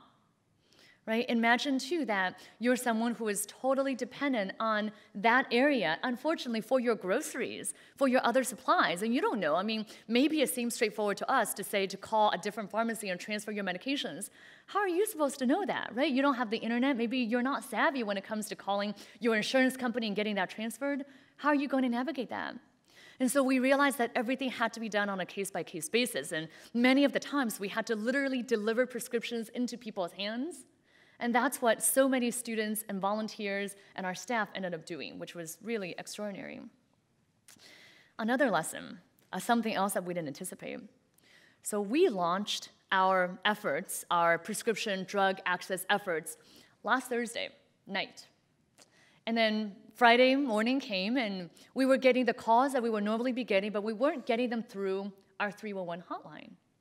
Saturday morning came, and we were still getting just maybe 2 or 3 calls, and we knew that there were more people who needed help because we were hearing this from our elected officials, we were getting separate calls, hospitals were calling us. Well, what happened last Friday that got us drowned out in the news cycle? Marilyn Mosby, the state's attorney, delivered her address, and so even though we knew that our information was life-saving and really important to many of our citizens, it wasn't reaching the people that it actually needed to reach. And so Saturday morning, thanks again to Dr. Burns and to many of the individuals here, we actually mapped out all the closed pharmacies. There were 13 at the time, and every senior center that's nearby.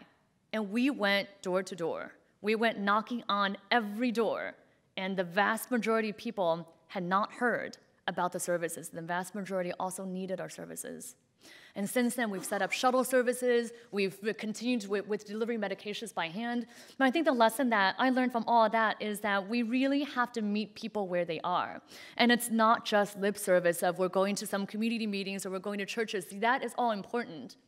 But there are a lot of people who are not going to the neighborhood association meeting. There are a lot of people who are not going to our church meetings, and these are all people who we have to attend to, and that is the work that all of us do in public health, that we have to go to people where they are, not expect them to seek services and come to us.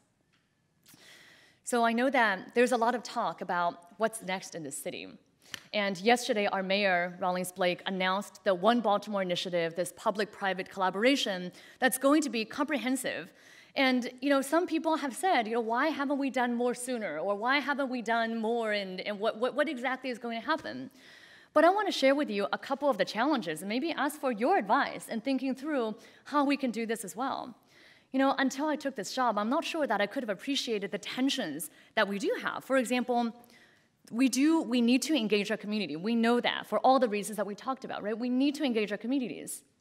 But we also have time urgency, that Baltimore has been in the national spotlight, the international spotlight, if you will, for maybe the wrong reasons. But also we have an opportunity right now to capitalize on the energy abroad and nationally and with all of these various partners to really do something. But how do you balance that time urgency with the need to also genuinely engage our community? I think that's tricky. We also want to be visionary and aim for the stars and really talk about deep underlying problems. But how do you balance that with not over-promising and under-delivering? Because that's not what we want to be doing for our communities either. We also recognize that many of the problems are things that have taken root many, many years ago: drugs, poverty, issues with our mental health system. That's not going to be solved overnight.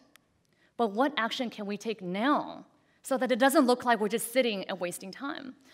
I wish that I had an answer, and I would love to hear your answers, your solutions to all of this.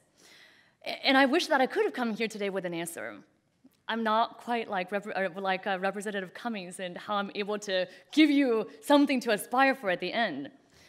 But you know what I'm going to do? Ultimately, I'm a doctor, so I'm going to give you my final story and my final takeaway that I want you to tell me from this story. So my former department chair, when I was doing my training in Boston, is this extremely intimidating man. Harvard professor, not that the Hopkins professors aren't equally intimidating, but this was a very intimidating man who he knew that we called him the godfather behind his back, and he actually really liked that. So every few years, he would do this interesting experiment. He wouldn't shower for a few days. He would go outside, literally he would choose some time when it was raining or snowing outside, and he would roll around in the mud. Then he would pour Listerine and a pint of vodka on himself, and old oatmeal and scrambled eggs, and he would just make himself look like as, quote-unquote, disgusting as he could possibly manage. And he would stagger into our ED. So every time that he did this experiment, there would be people, attendings and residents and students and nurses who would look at him in that state, turn up their nose, walk away, and make a snide comment. And you know what? He would remember. Not only would he remember, he would tell us. And those were lessons that, believe me, none of us who ever heard that lesson would ever forget. So since Ferguson, since Freddie Gray, we've been wearing these shirts and carrying these signs that say, Black Lives Matter. Well, we in public health know, more than anyone else, I think, but just in general, we all know in this room that all lives matter. And it doesn't matter if it's black or brown or green or yellow, if somebody has mental illness or substance addiction, if it's someone that otherwise society would cast aside, we know that their lives matter. Sometimes, though, that message can get lost because our job in public health often is painted as we have to address the bigger picture, to address the needs of the community. All that's true. And we know that our job in public health is also to tackle the social determinants of health and talk about poverty and inequality. And these are such big concepts that it often becomes overwhelming in terms of the amount of work that we have to do. And our job as physicians, as people who are caring for people on the ground, also is overwhelming at times because we have to treat that trauma victim, we have to stabilize that person, we have to find every broken bone. It's true, and also overwhelming. But we can't forget that our ultimate job is to preserve the dignity and to respect the humanity of all people. To be a strong voice, to be an advocate for health, to be a good listener to the community who will meet people where they are and treat each person because their life matters. That, to me, is patient-centered care. That, to me, is community-centered care. And that, to me, is public health. It's so hard, but it's such a profound honor and privilege to be here with all of you today, to be able to serve our patients and our communities. Thank you.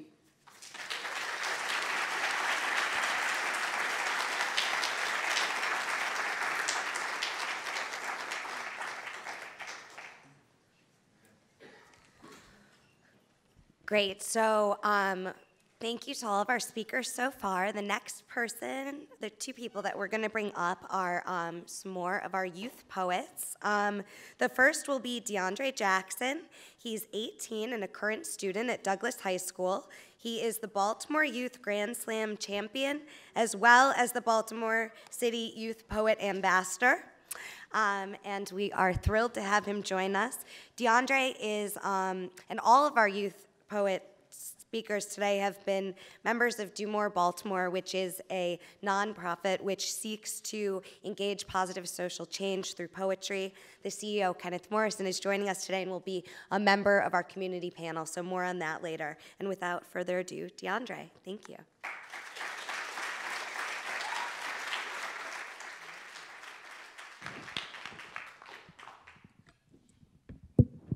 Okay. But yeah, this is one of my signature pieces, and probably before I go, I have to talk about as far as I'm a student at Frederick Douglass, and I was actually there when they were having the circles, and Elijah Cummings was talking. Unfortunately, I was not in that circle because that was the most human I've ever seen somebody in politics ever be, period, point blank. That was something I could actually connect with. That entire day I refused to, because when I saw them come in, because of my views on politics, I refused to participate in like any of like the conversations and anything they had. And then because I believed it was kind of, yeah. And then one of my teachers brought me into a circle and had me talk, and then I heard what they were saying, and I realized it was still kind of yeah. And then, but I'm gonna say that that speech that he gave probably has spoken to me more than anybody has said within the past 30 days to the past year and everything that I've done. So I just want to appreciate that. And just say the system,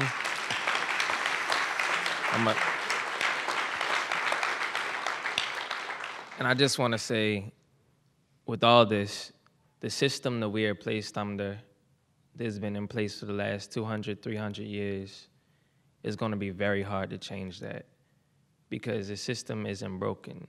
It's working perfectly fine the way it was designed to work. So yeah, I'm not gonna do too much. I'm gonna just do this piece real quick, and hopefully you get my pain and my struggle that I went through to have my passion.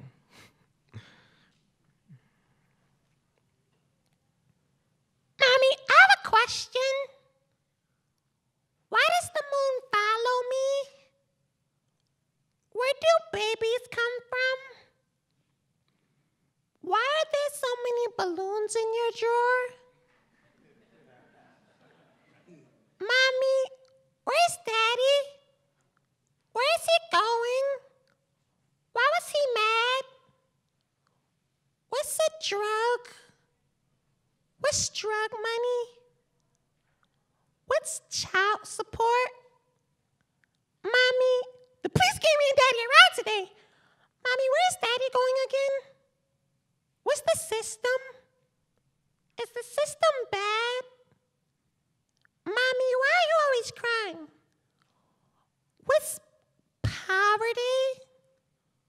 What's a broken home? Mommy, When is Daddy coming home again? Mommy, what's a statistic? My teacher said Daddy is a statistic. Can I be a statistic when I grow up? Mommy, what's the school to prison system pipeline? What's racism? Does racism still exist?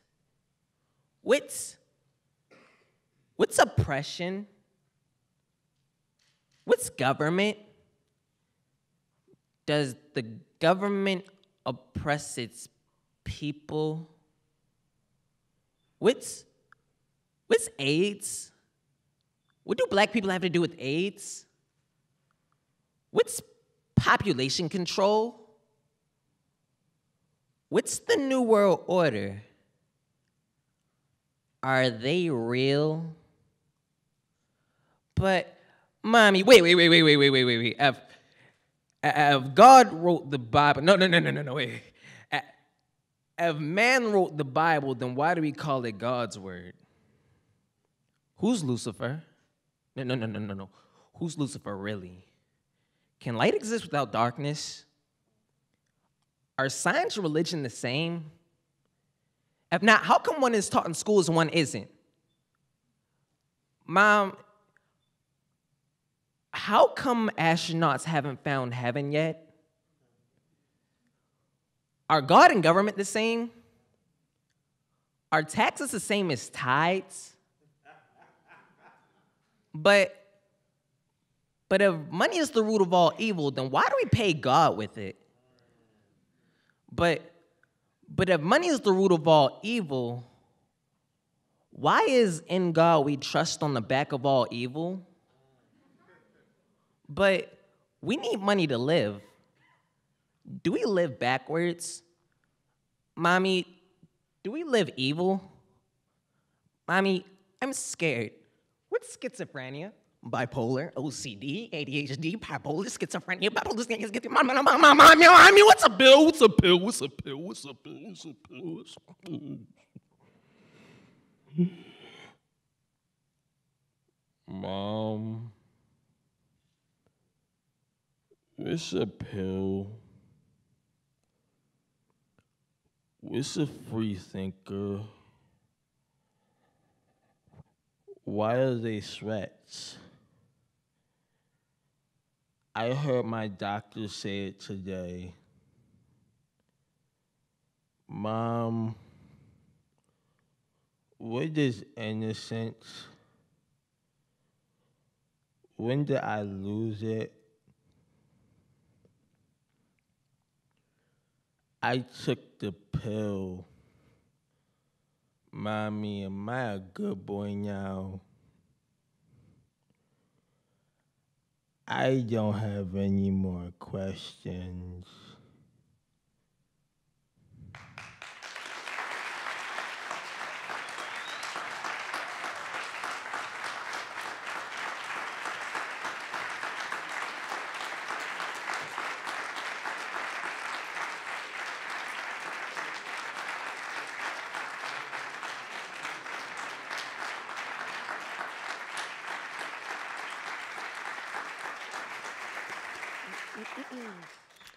Next, we'll hear from Mohammed Tall, Baltimore City Youth Poet Ambassador and student at Woodlawn High School.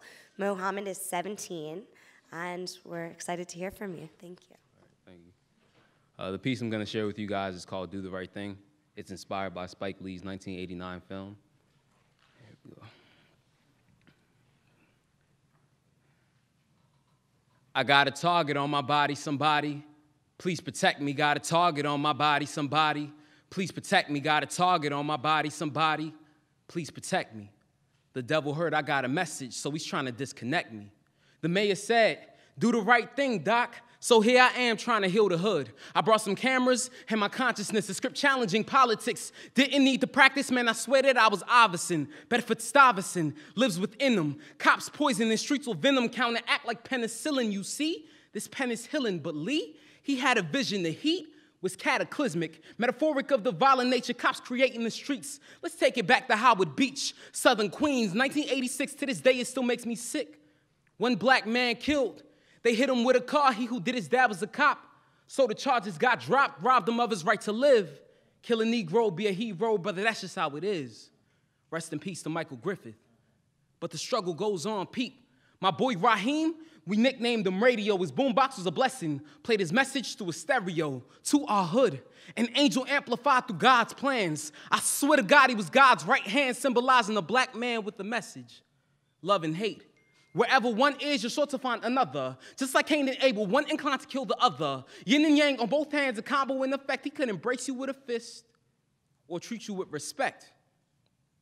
2 slices of pizza, and I want extra cheese. Big salad, GOP, it makes no difference to me. Stuffing false hope in our hearts and pizza down our throats, taking money out the ghetto. Us commoners shouldn't meddle with the status quo. Oh, hell no. We want some brothers on the wall. You come to our neighborhoods, we eat here, and we can't get any brothers on the wall? It seems like Sal's Pizzeria is the House of Representatives with the lack of care and cold stares. They invaded us with no fear. There's no fear in the art of war.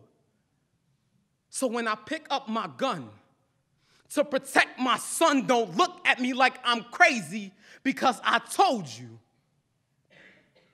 I got a target on my body, somebody. Please protect me, got a target on my body, somebody.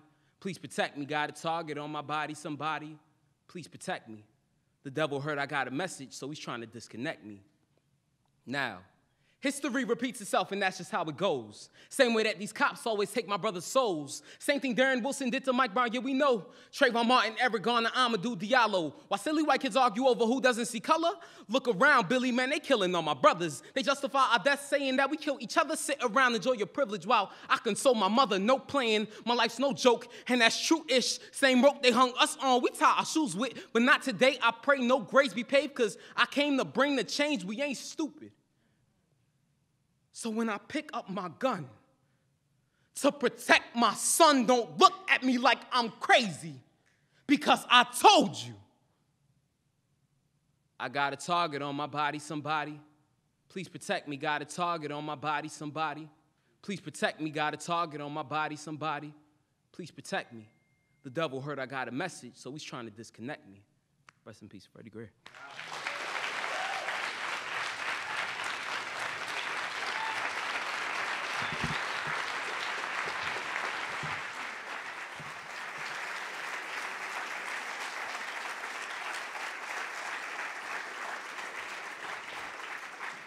If you can just remain standing, we're going to do a quick stretch.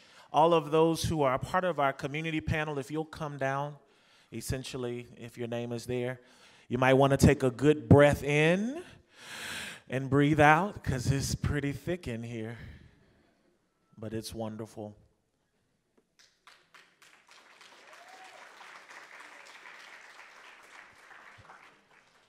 You can have your seat after you think maybe you've worked out a few muscles. We've got a little further to go. I call him Dr. Cummings, that's funny. Congressman Cummings talked about lesson 1, if you don't know them, don't assume you do. And so we have a moment here where we're gonna get to know who's in our community, who are the solution makers, people that make things happen in our community. There was a New York Article's Time today that was kind of talking about capturing people's sentiments on growing up black in America. And it concludes with this statement: we can be a part of the solution only if we dare to open up and have the conversation. And so Dr. Janice Bowie is here to help us begin that courageous conversation. Dr. Bowie is an associate professor in health behavior and society here at Bloomberg and the Hopkins Center for Health Disparity Solutions. And her research includes minority and women's health, community-based participatory research, and spirituality. And she's designed and implemented interventions in partnership with community-based organizations and faith settings. And she is the center's primary resource for training and implementation, and a huge support to so many students, colleagues, faculty, and a person that I have come to admire. And so she's going to lead us through this conversation. And we also want to, if you will, please express great gratitude for our panelists who have taken out of their day, their life. I know they're dealing with a lot in the community themselves, and so to be here with us is the greatest treasure that we have. Can you thank them for their attendance today?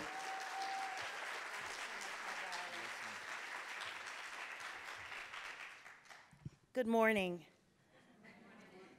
and thank you all for being here. I know our audience is dwindling a little bit, but we don't care about that. We're going to do what we came here to do. So I'm going to introduce our panelists, and then I'm going to give them the charge. And the charge that was set at the beginning of our reflection and day of engagement was to listen to our community voices. And we are very excited that you have come to Hopkins today to be a part of this time with us and to help us to find solutions and ways in which our school of public health can respond.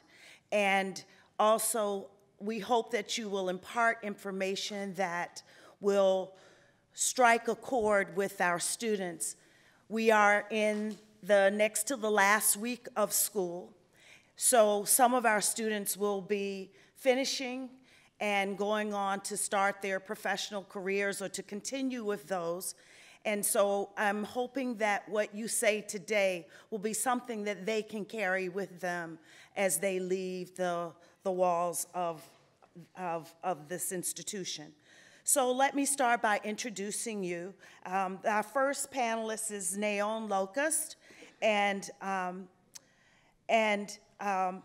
Ms. Locust has just been designated as one of the Urban Health Institute Unsung Heroes and has served as an ambassador of goodwill in her neighborhood of Berea and throughout East Baltimore for many decades. She has been a stalwart warrior against drug use and crime in her neighborhood. Then we have Kenneth Morrison. Mr. Morrison is the CEO of Do More Baltimore and the founding member of Sons of Baldwin Spoken Word Collective, and is the CEO of the organization that we heard the students speak to us so eloquently and so compassionately just a little bit ago. Mr. Morrison is Baltimore born and obviously is a poet, an artist, an advocate, an organizer, and educator, and for the past 10 years, has been on a trajectory of developing and improving the quality of youth resources in the Park Heights area, as well as in the larger spheres of our city and state. And then we have Pastor Antoine Bennett, and Pastor Bennett is the ruling elder at New Song Community Church, which is in the Sandtown, Winchester community in West Baltimore. Pastor Bennett himself ended up spending 3.5 years in prison, a stint he describes as frightening. And while there, he earned his degree, he read tons of books, and felt compelled upon his release to give back to the community he once harmed. In 2012, Pastor Bennett created Men of Valuable Action, a leadership development program that strives to reduce recidivism among men in the community by promoting education, encouraging family stability, and offering career development support.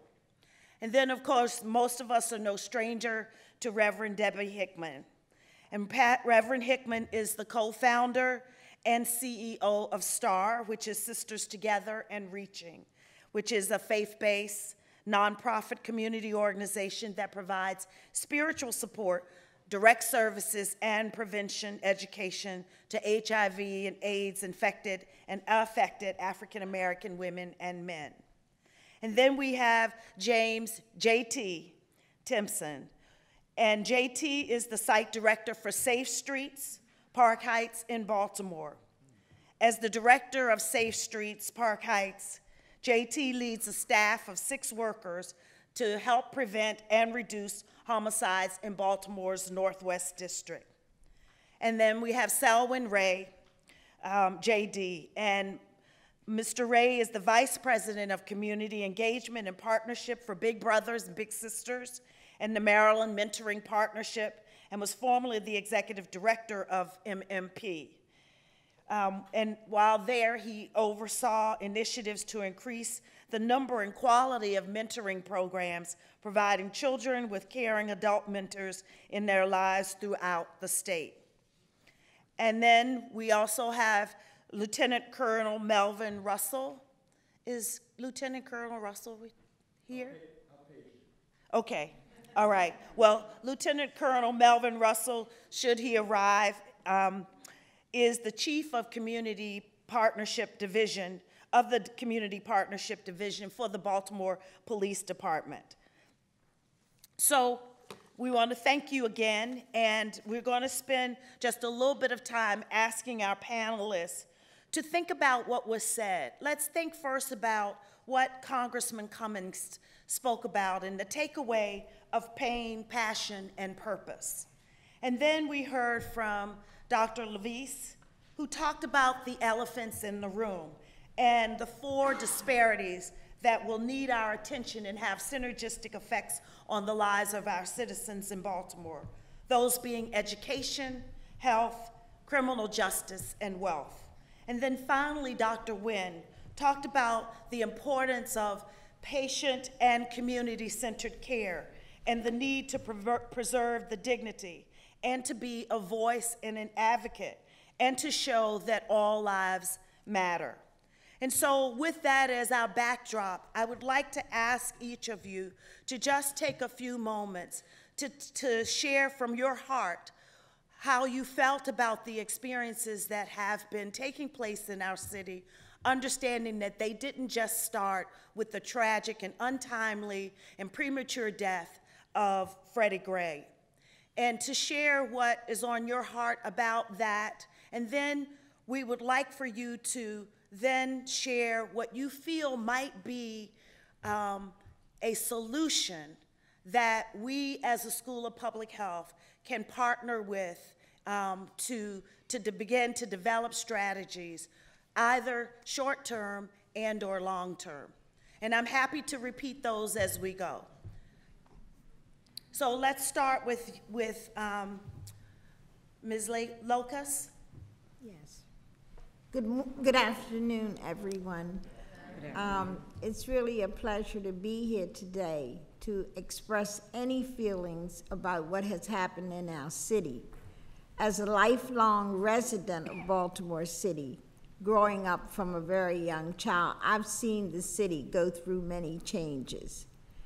And there's so many problems that I see, mainly health, jobs, and education. I don't think you can take them, excuse me, out of the equation. They have to work hand in hand in order to bring the city around. And while the congressman has come up with some great ideas, we have to implement them. We have to show people in the city this time that we really mean we're going to change our city. The atmosphere must change, and it will change. And it will change for the better if we work together as a community, whether it's our health issues, whether it's the education, whether it's jobs. We must have all three.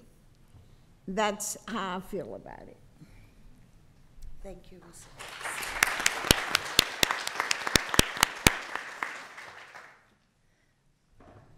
Can you all hear me clearly?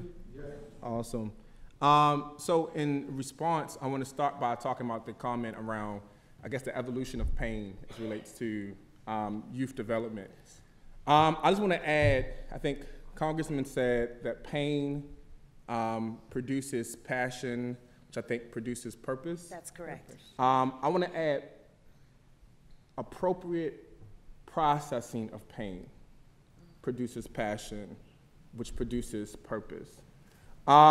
Too often in communities, pain goes unprocessed. There are few spaces being provided for young people to begin to process the experiences they are going through. And do more, poetry is a tool that we use, and it's just tools. Poetry is a tool we use not to provide young people just platforms to speak to, in venues like this, but the very first step is creating a space for young people to bring everything you just heard to a space and start talking about what they are experiencing every day, tools they are using to begin to process that my father's incarcerated, my brother was murdered, my mother, et cetera, et cetera, et cetera. There are very few spaces being provided for young people to have these types of discussions and be provided the tools they need to begin to process that pain. There's other things I want to say, but I'm a poet. Now, this is a 30-second piece I want to share. Poetry is my preferred way of talking to people. When asked about what happened on last Monday, my board of directors argued that I make a public statement, and I was like, I'm not sure if you want me to say what I really feel publicly, so I'll just let the young people speak. But this is, when a publisher asks me what I have to say, okay, I can express myself that way, so I published this really short poem. It's called Son of Baltimore. In Baltimore, Maryland, there's a boy holding a brick in front of a CVS. On the back of the brick are the remnants of dreams either shot or deferred. Our schools would never mention it. Our news would never note this. The letters written boldly in hope, as windows shatter, his note goes unnoticed. This burning building is not part of his revolution. It is a pit stop in between his school and his home. He has never known a safe city. He has never known a street without broken bottles. He has never known a corner without police. With a parade of rocks and signs, he welcomes the whole world to his hood, invites them to gather on his corners. Corners normally reserved for visuals for murdered black boys. Today, he welcomes Fox and CNN to stand there instead. As they prop their cameras next to teddy bears and liquor bottles, they attempt to tell the story the world is waiting for. The cameras catches him standing on a police car. Reporters speak to what is broken in Baltimore: shields, windows, bones, buildings. The list is long. Oppression is not on their list. The boy is not on their list. There's a picture of a brick lying on the side of a building. The world has confused these stones for weapons. Bricks are nothing more than tools we use to build. Let the whole world see what the children of Baltimore built on this night.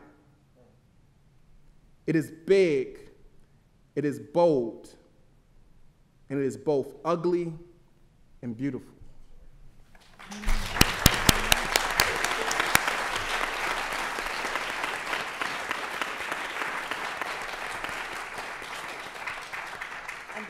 Before you speak, Pastor Bennett, I would like to say that this is a safe space for you to share your ideas.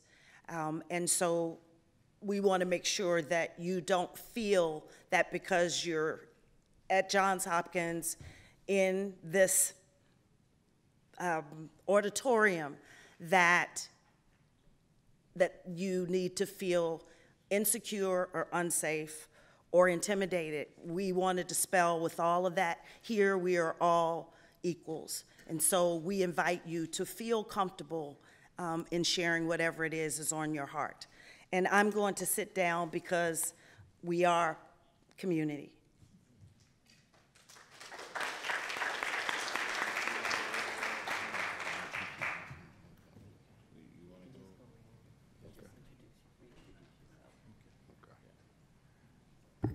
We just made an executive decision to go in order. Good afternoon, everyone. I'm James Timpson. I'm the director of Safe Streets Park Heights. I thank Kenneth for that piece because it was really powerful, and it goes a lot with what we see and what we deal with every day. And what goes unnoticed is that our youth in Baltimore are traumatized. And most of them have been traumatized their whole lives. And that's what we don't talk about. We talk about the destruction. We talk about the buildings that burned. We talk about a lot of different issues, but we're not really talking about the roots of all of them.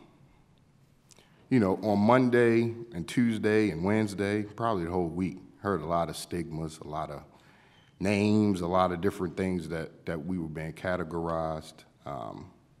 And you know, it just really led me back to think of how broken we really are. Baltimore is a city of neighborhoods, not a city of gangs and everything else that our own police department wants to categorize it as. It's not a city of gangs. Because I don't care where you live in Baltimore, if you live in West Baltimore, if you live in Park Heights, if you were blood when you locked up, when you come home to Park Heights, you're not a blood no more, you from Park Heights.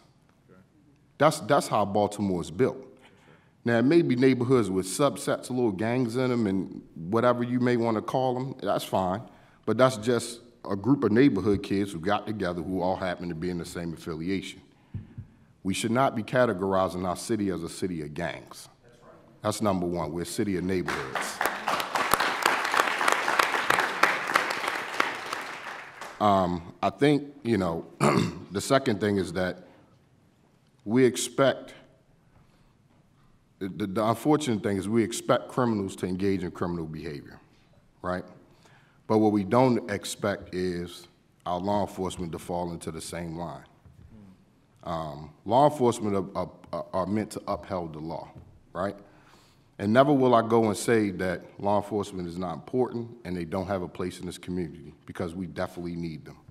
Programs like mine, we're not here to tell people to stop selling drugs. We're not here to do any of that. Our major goal is to reduce homicides and shootings. Because the one thing I can't do is I can't go tell that boy to get off the corner and stop selling drugs, knowing that he has no other alternatives to feed his family. And it's until the day where the resources are available that we can start offering them hope about what to do when you get off the corner, is the day that I can go out and feel comfortable with preaching and get off the corner.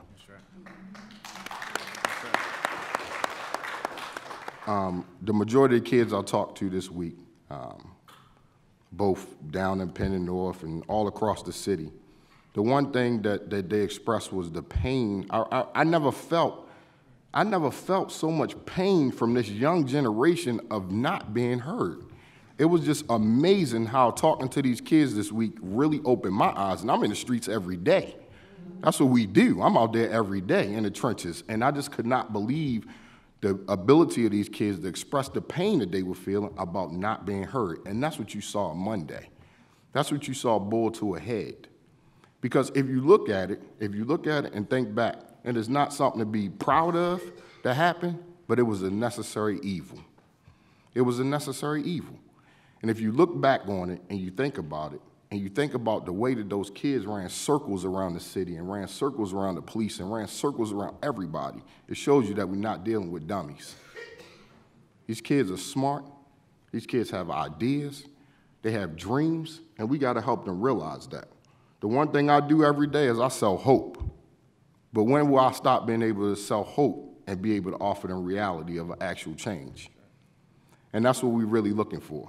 I could go on and on and on, but I'll pass it over to Pastor Bennett.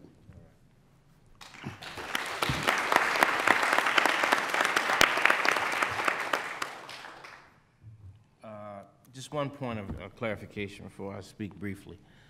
Some who know me certainly will say that I have a pastor's nature and sort of way about me. I certainly can talk as long as an average pastor can. But for clarification purposes, I am an elder in my church, minister in areas of distinction, at best, minister of outreach. And so I'm in the community often, my community often, but I'm not Pastor Antoine Bennett. Though, if you want to honorary thing, that's fine. We'll go with it. I'll be Pastor Bennett for a little while. Freddie Gray would be considered a neighbor of mine.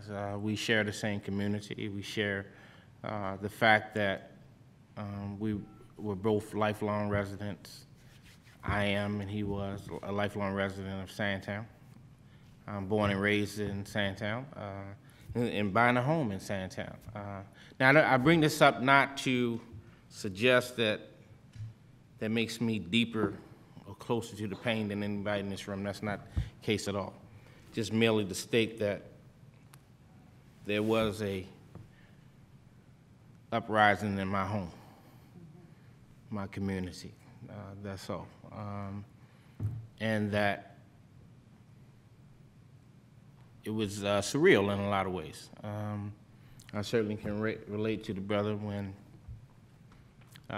he says it was a necessary evil. It makes me think of course, Dr. Martin Luther King's quote that rioting is the voice of the unheard. I'm sure that's been tossed around. He says some other thing. We know that Dr. King was a lover of peace, peaceful protest. It was mentioned in the bio. I don't know who wrote that, but I want to commend him. I feel like writing him a check. It was a wonderful bio that was written on me. Love a copy, by the way. I almost wondered who were they talking about, but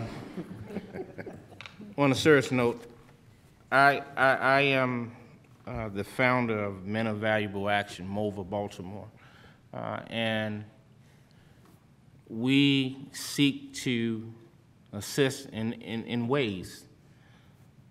The men who return to our community of Sandtown, Winchester, 72 blocks from prison.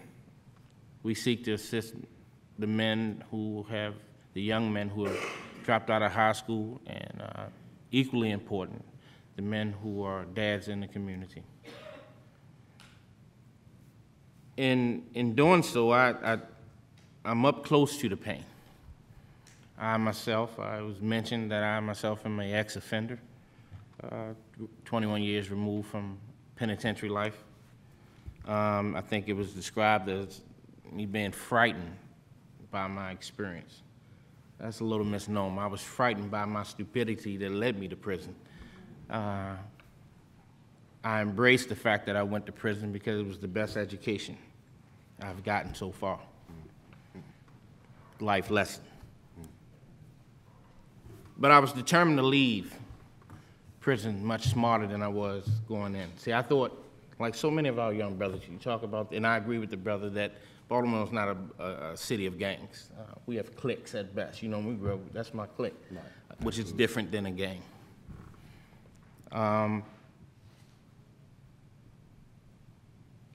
get an opportunity to see up close how important it is that these young brothers, I'm not just talking about our teenagers, but our young adults as well, have a place where they feel like they truly belong. What you're missing, and I think the brother alluded to it, and I'm sure in our sharing that we're all going to touch on the fact that our young people, our teens are out there, particularly the young men, they want to belong to something. Many of them are emotionally homeless as we look at society, as we experience this city, and as we experience community life. We have 328 homes built, or 22 homes built through our Habitat program, and 90% of those homeowners are single-parent homes. We have placed in our efforts as a community, as organizations, hundreds, over 1,000 residents over our 20 years of community development with the organization called New Song. Close to 2,000 residents alone in Sandtown. Over 85% of those placements were women. Now, I'm not in any way being or intending to slight the need to be there for and support and encourage the women in our community. The good, and there's a lot of it, that you find in my community, in communities like Sandtown, is because of two institutions in the inner city. The church and our women. Well, what I am saying to you is that, and forgive me if I'm sounding like I'm preaching, you just invited me here, so I'm just speaking what's on my heart. What's missing is the men.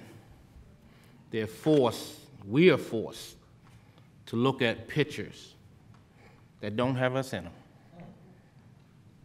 You see, it's human psychology that suggests that, or holds the fact that if you look at a picture that you are in, your tendency is to judge the worth of that picture by how you look in that picture.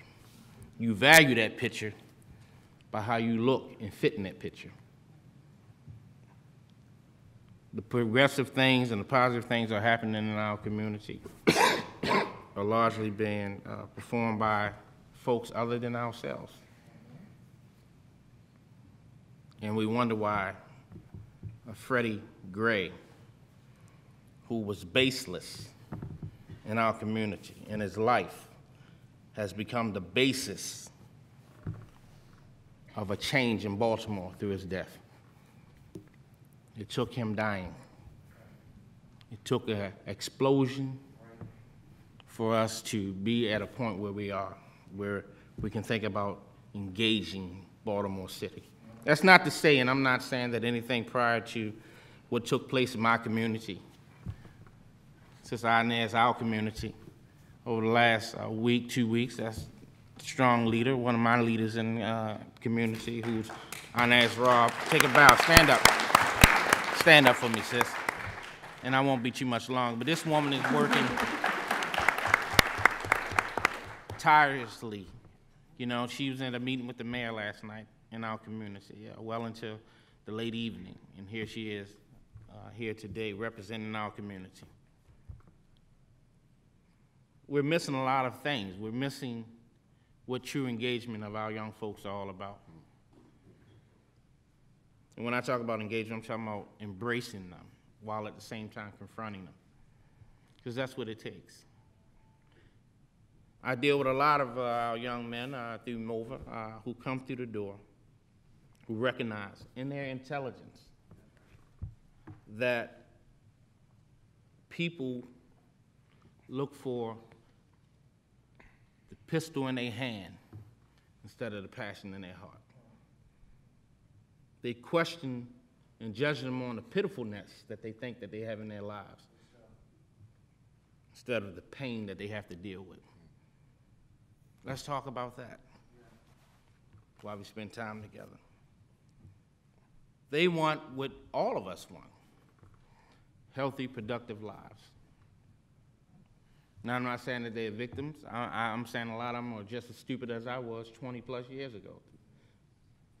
But I do know, and I agree with this brother, we talk about removing them from criminal life. And not all of them are in criminal life, but we're talking about removing them from an at-risk status. We got to have something to take them to. Let's not get them all dressed up with no place to go.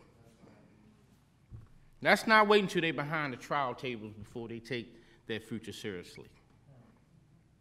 We are one city. We are one community. Freddie Gray was on me. Freddie Gray is on you. Let's talk about how we can prevent our young brothers like Freddie Gray from becoming ex-cons, and let's work on helping them to be the icons that we know they are.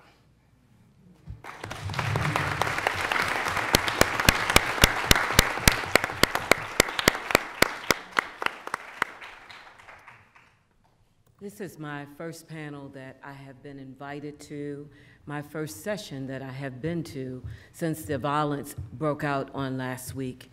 I have refused to come to the site. I have refused to be a part of the clergy that have sat in rooms, the mayor's press conferences, and all of these things, because we should be talked out by now. Yes. We have been talking for far too long. We have talked past our 400 years of slavery. We have talked past that period of 200 years of putting in place what the young man characterized as a system that is not broken, but it is working as it was designed. It is time for us to face a truth about ourselves as African Americans living in freedom at this point in time that our forefathers and mothers brought us to and through.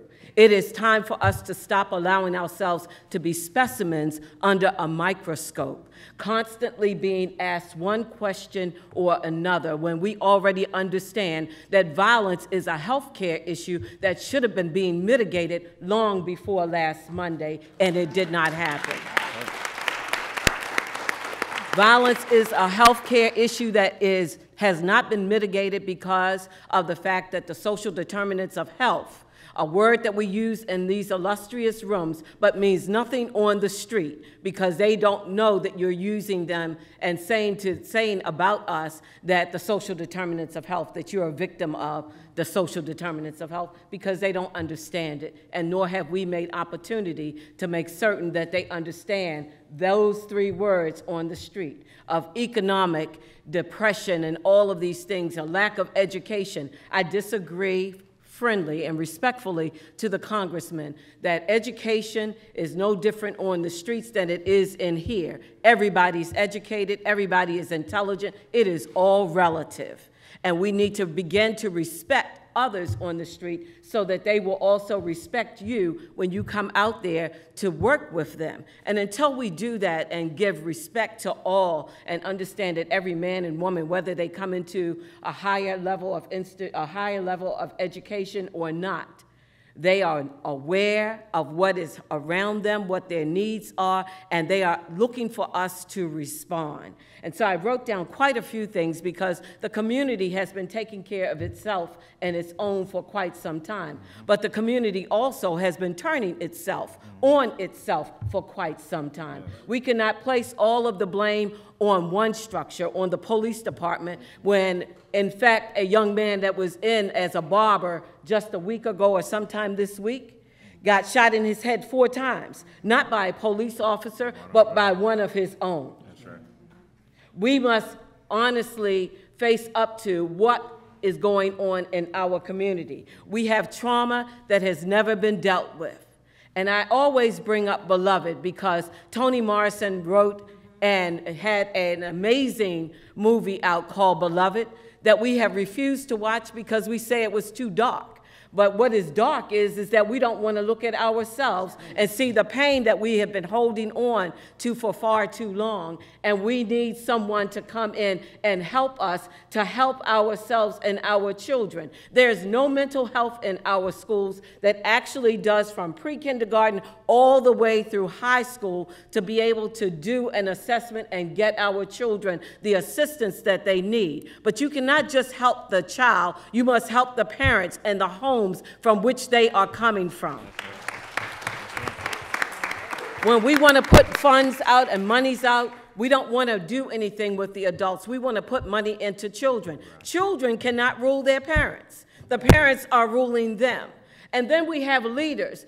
Our community since 1968 looks the same as it did then when the riots broke out as it does today because money came to leaders that look like me, that look like him, and it got passed through. Is that not right, Leon? That's right. Leon Purnell is sitting there, and as that money got passed down, the money that was meant to build and rebuild our lives did not come to us, but those same leaders might be holding some titles today and riding around in their Bentleys and riding around in their Mercedes and all of the rest. I'm gonna tell you a truth. That's right. We want somebody to come and rescue us.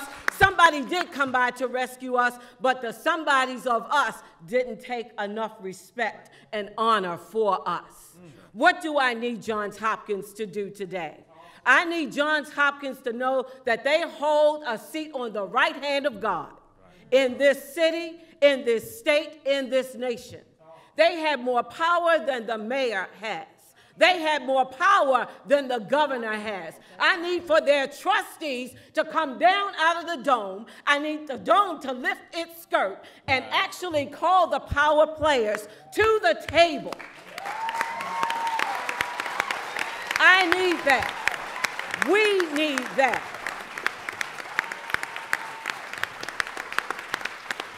We need that. We need that because I don't need you just to give us some money. Because you're already saying that, well, we tried this and it didn't work. It didn't work because there was no policy in place to encourage owners of businesses to actually do a baseline assessment of a mental health, a baseline mental health assessment, so that I would know that I need to not only provide my employee with 8 hours of work, but get them a coach to work alongside their mental health issues. That I needed also to be able, in my grants that I write, to write in there that I need a coach to come in and provide some job etiquette for the people that I am hiring from community because they are not job ready, but I want them in my space because I believe that they have the power to get the goals and objectives accomplished because they know the community. Isn't that right, David? They know the community. It's time to stop talking. We got the solutions. We need to take the research out of the halls and put it into translational images that can actually function in community. We need no more persons to ask me, so how many times have you been? How many this? How many that? so that you can get your name on a piece of paper and you get paid, but we get nothing.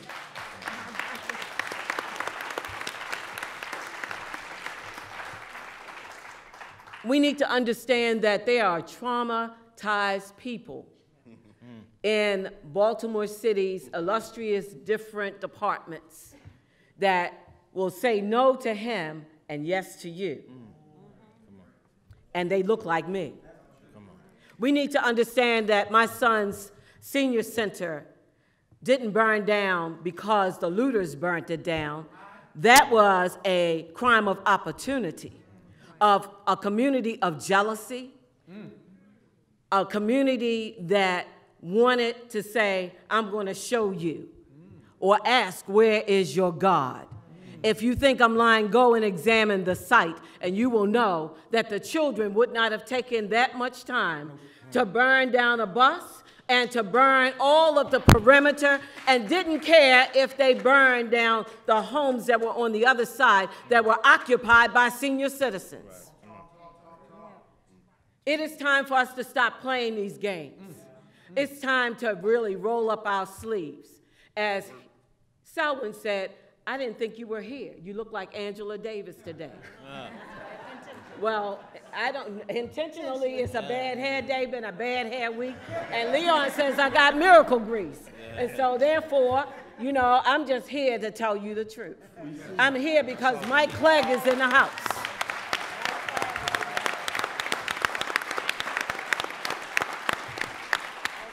I'm here because Mike Clegg is in the house.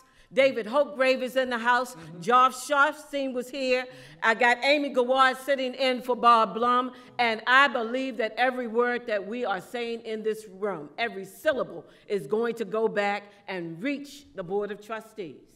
It's going to get to Ron Daniels. There is no such thing that when you come in our communities that you won't be respected and that you won't be protected. That's right. But when I come in, hey, I might get kicked to the curb. There might be some clergy that has some hard words for me, but I got something for them too. Because the same God created all of us. We're all sons and daughters. We're all sisters and brothers. Some of us got and some of us don't, and what the some of us that have need to begin to come alongside those that don't, that are out in the community doing the work. We got work to do. We have some healing to do. I need Hopkins to assemble all of those leaders and to begin a strategic planning process that is not going to be an overnight sensation, but begin to really look at the educational system that was stripped of our monitors that we used to have on the street called truant officers, that made certain that if you were a child between 5 and 18, you had to show proof if you were not with your parent while you were on the street, and Miss White took you by your ear and took you back to the classroom. I need for the guidance counselors to be put back into the schools. Not one guidance counselor for every 3 or 4 schools, but in every school individually needs guidance counselors. I need for the nursing staff to be put back in the individual schools. Those are the things that I need you to begin to have discussion about. I need for you to make certain that if parents are missing from the PTAs or whatever they call them today, the Parent Teacher Association, and don't have the information on how am I going to make sure Johnny is fit for school and ready the first quarter of school. I need you to make certain that there is some places that are going to give parenting education to make sure that they know how to parent. I need housing that is adequately available and is not rat infested, that is not wireless, that is wired correctly. I need then for people to make certain that the rent is at a level that people can afford to live in them.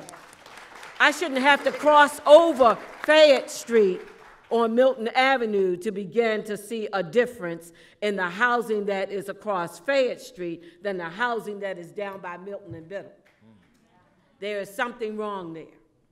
And I can't afford to live across Fayette Street because the rent is too high. But down here, the rent is just as high, but I'm in a building that is dilapidated. That's right. That is a sad state of affairs. I need for us to be able to make certain that all of our men and women, our daughters and our sons are getting adequate health care. I need for us to make certain that Johns Hopkins lifts the dome skirt and does something different. Johns Hopkins has been in a transformative state and building a marvelous bridge between community and the institution for some time now. But I have to say, I pray that Johns Hopkins himself has raised up out of the grave and saying, Debbie, talk. Because this is in his last will and testament, that we make certain that we take care of the children, that we make certain that we are doing those things that will make sure that communities are tight-knit together. My $1,000 word now, it used to be a dollar word, but it is time for us to interdigitate regardless of the color line and regardless of the red lines that still exist in our communities. Thank you very much.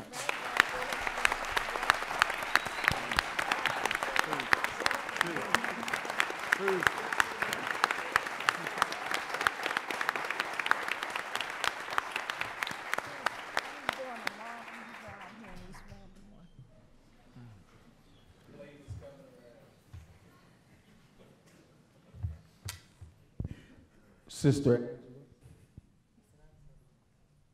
and I say that in love because what you just did was spoke truth. And people reacted to that truth. And as I reminded myself of what I experienced on the street, Reverend Hickman, I listened to what James said. He said he's on the streets and he never saw so much pain in his life. I thought I was the only one, James. I knew I wasn't, but I felt like my eyes hadn't seen it, so since it was so new to me, was it just me that saw it?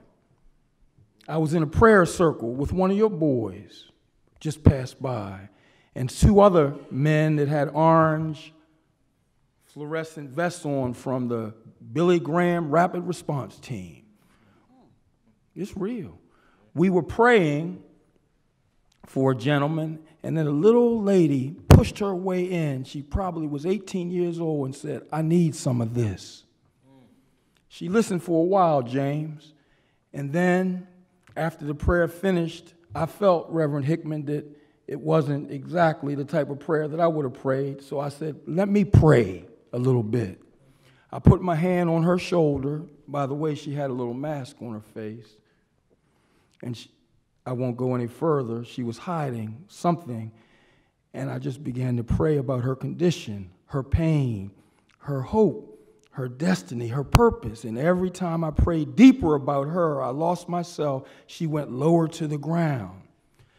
And of course, you know what the conclusion was. She did accept something that hopefully will help her. But what I was reminded of when I left, I walked by about 25 people, James, and they were young brothers, and they were lined up against the wall. I nodded to a few of them, no platitudes at that point in time, but each person looked me in my eyes, and I felt in the eye contact that they were saying, don't forget, you got to come back. I know you're passing through. I saw you up there praying for my girl. Come back. That's what was whispered into my ear. Really quickly, Mondawmin Mall was pilfered for a minute. And yes, property damage is destructive. But what was even more destructive in my mind, there was a clinic called the Young People's Health Connection that existed there in Mondawmin Mall. And I was privileged and blessed, my health professionals, to have worked there. A little secretary, 20 years old, would greet the patients who were young people when they were late, not with a horrible look, but, girl, where you been? Go sit down. And the love that was there was remarkable. It was named by young people. Mayor Schmoke helped to name it. We had a rap room for the boys. We had a rap room for the girls. The nurses loved their patients. The doctors loved their patients. The children knew it. And it was a wonderful, wonderful, wonderful place. The Young People's Health Connection in Mondawmin Mall, you talked about it, defunded. State money disappeared, the good health commissioner's gone, but the bottom line is we have to continue speaking about those things and realize that there should be a universal reaction to that. Maybe I didn't speak loud enough. Why was that specific center closed and why all these other maladies exist? Universal reaction. What I was reminded of, James, I hope you don't mind me referring to you, but you touched me when you spoke about that pain, because that was the most pain I've ever seen in one time in my entire existence on this planet, just 58 years. But we are missing one thing, and I felt this just from my health education background. When we have a family member, usually that's derailed a bit or has a challenge, whether it be health or mental or monetary, the entire family focuses on that child. There's a Pink Floyd song, some of you all know it, called Us and Them. We've gotten into the mode of us and them. So if a family member in our family is in trouble, we love immediately. But in this condition that we've created, we separate and respond to individuals based on other things. I don't have to go into them, but they do deal with class. They do deal with race. They do deal with station in life. But in family, rarely we do that. Sometimes it happens because nothing's perfect on this planet. But I was reminded even more. Did you all know that a great Buddhist leader came to West Baltimore? The Pope sent a statue to the family where the 9 people died in Annapolis. I was amazed. I just read the front page just to see where we are during the day. I was amazed at what was so simple in that process. We had these 2 leaders that I just mentioned, and there are many more, that came to respond to a condition in Baltimore as outside family members when the inside family members aren't doing that. So the solution rests in looking at us not as Johns Hopkins, a separate entity, but Johns Hopkins, a family member connected to the other family members in the Baltimore community, which it did quite well the other day with Amy and Mindy and others. Dean was there to elevate unsung heroes in the community. I'm talking about people in the community just 15 minutes away from here that change bedpans, and they may be moving into the bedpan stage. Community members that have, moved drugs off the corner. They were raised up. So Hopkins is connecting to his family. We got to go deeper. As I look at my notes, I'm reminded of one thing, that this rage that we see in Baltimore is not just in Baltimore, because I speak to young people and I try to get a global perspective, and sometimes when I'm doing a sermon, I always do the world backdrop. Our world is enraged. Our world is outrageously expressing a lot of response to pain. So it's just not little old beautiful charmed city, it's the planet. So what can we do? It's very simple. As this wonderful, and the congressman said, one of the greatest schools on the planet. That's a big thing to be in one of the greatest schools on the planet. What we can do is express our intelligence, express our passion, express all that we have. And you said it, Reverend Hickman. You talked about the research. You talked about the policy. But the ultimate connection is when we put it into practice. And that has to happen through something very simple. I have been doing this for quite a while. I tend to believe it might be my destiny. I've been working with young people. A young person came into the building, and I'm about to finish very quickly. The other day we have a program to help youth transitioning from the juvenile care system. And of course, he looked like I knew him. So I said something to him, my man, something like that. And he said, very succinctly, I could put it into a rap. He said, you don't know me. Since I've had so much interaction with young people, I was prepared to respond to it, so I gave him a good one. James, almost like I was on Penn and North, I said, what you talking about, man? He responded with eye contact. I looked back with him, not with disdain, but with love, and said, let me get you a cup of water. She getting a cup of water. You want a cup of water? You want ice in your water or what? Yeah, give me some ice. Next thing I know, a connection was made. Now, I could have easily said, who is this crazy boy coming into my office acting mean and nasty? But we know his pain. Here's my point. My mentee is in the room, and I'm going to close. Stand up, Dwight Mayo, 39 years old. Met him when he was 12 years old at Park Heights in Belvedere. We've been together ever since, and they claim you're not supposed to give money, you're not supposed to do this. I mentored him the way that I wanted to be loved and touched, and he's the best thing that ever happened to me in my life. The reason I asked him to stand up, he came to me. Some of you have heard this story. I think, Dean, you might have heard it. I don't know. He said to me one day in his 20s, he's 39 now. I used to always constantly think he was 15 until he told me, I'm not 15, man. He poked me in my chest and said, you know what, man? I said, what? He said, if it wasn't for you, I would be dead or in prison. At that time that he said it, I started crying because I knew there were some other options that could have been in there, but guess what I did for those few years, 20 plus years?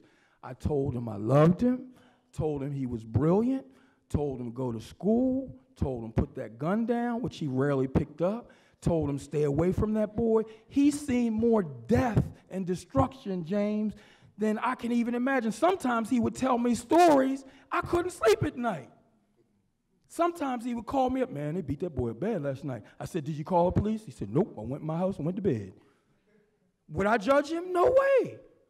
He survived, but now he's mentoring young people. So what I say to you as a solution, School of Public Health, Bloomberg School of Public Health, and the greater university is take your wisdom and start touching and mentoring the children and the people around you. Imagine if even 80% of you had a child that you adopted for the period of time that you were here. And I don't mean adoption in the formal sense of the word, but I mean adopted to exchange some of that wisdom, some of that love, because you all are brilliant, by the way, that you have, and imagine what that would do in that child's life. That young man, I looked at him one day, he said something to me, and I think I have a little bit of sense. He sounded brilliant, and he didn't go to university, he didn't go to Yale, he didn't go to Princeton, but he's been watching, he's been listening, and he's actually very upset at what's happening, and he's a peacemaker on the street. So I think one of the solutions is to keep doing things like this, because we've sat at this table before, haven't we,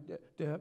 But the bottom line is the energy's elevating, the facilitator's superior, so we got a little love flowing, and once we get that to continue to happen, that wonderful research, which is brilliance, which is technical, which is real, can convert into extremely useful policies, and then I think you might have used the word translate. Some of it can be translated into action, and I've seen this many times, and then we have some great changes coming. One final thing that I wanted to say, and it was in this book.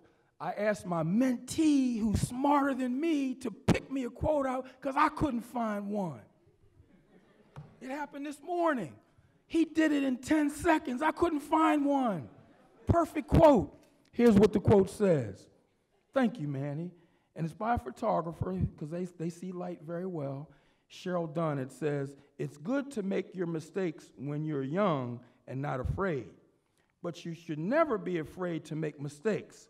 Life moves at the speed of light.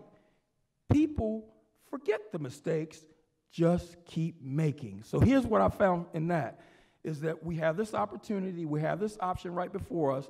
Let's start making the difference.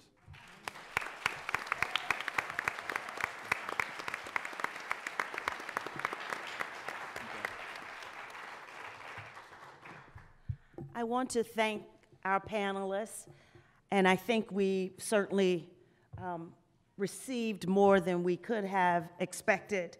And I want to check with the facilitators, well, I guess I'm the moderator, not the facilitator, but whether there would be an opportunity for questions to our panelists. And we do have microphones on both sides of this room. If you would like to pose a question or if you have a comment, please feel free to do that now. And I will eventually turn this back over to Kelly and to Corey to outline and remind you of what the afternoon's activities will, what they are and where they will take place. I also thought that the comments that were made here while you're coming to the microphones, if anyone's going to come, the comments are many, but I think that I think it was solidified in what the school can do to help citizens live healthy, productive lives, and to, as Mr. Bennett said, to move them from ex-cons to icons. And how do we bring about emotional, how do we address emotional hopelessness among youth? And it seems like youth and young people and parents is something that resonated across all of our members, all of the panelists. So we now have people at the microphone, so if you want to pose your question, we'd love to hear from you. Why don't we start with you? Thank you very much, everyone, for making this possible, everyone background, foreground in the panel. Something for Mr. Timpson and anybody else who wants to comment. Watching the news and watching the Crips and the Bloods and what was an amazing kind of interaction with the faith community that they got together and had their speech and stuff together. But you made a comment, Mr. Timpson, about how we're a city of neighborhoods and not gangs. And the kind of question is, how is it that they walked into that vacuum in the way that they did and almost kind of undid a little bit what you're presenting, I'm wondering. How is it that we can make sure that our neighborhoods stay strong and that those little, I live on, as I say to folks, on that side of Greenmount myself up in the Waverleys, and I see the same thing you're talking about, like small youth groups get together and decide they're gonna put on little bandanas. You know, it's not this, I feel you. So how do we make sure that that piece doesn't come undone?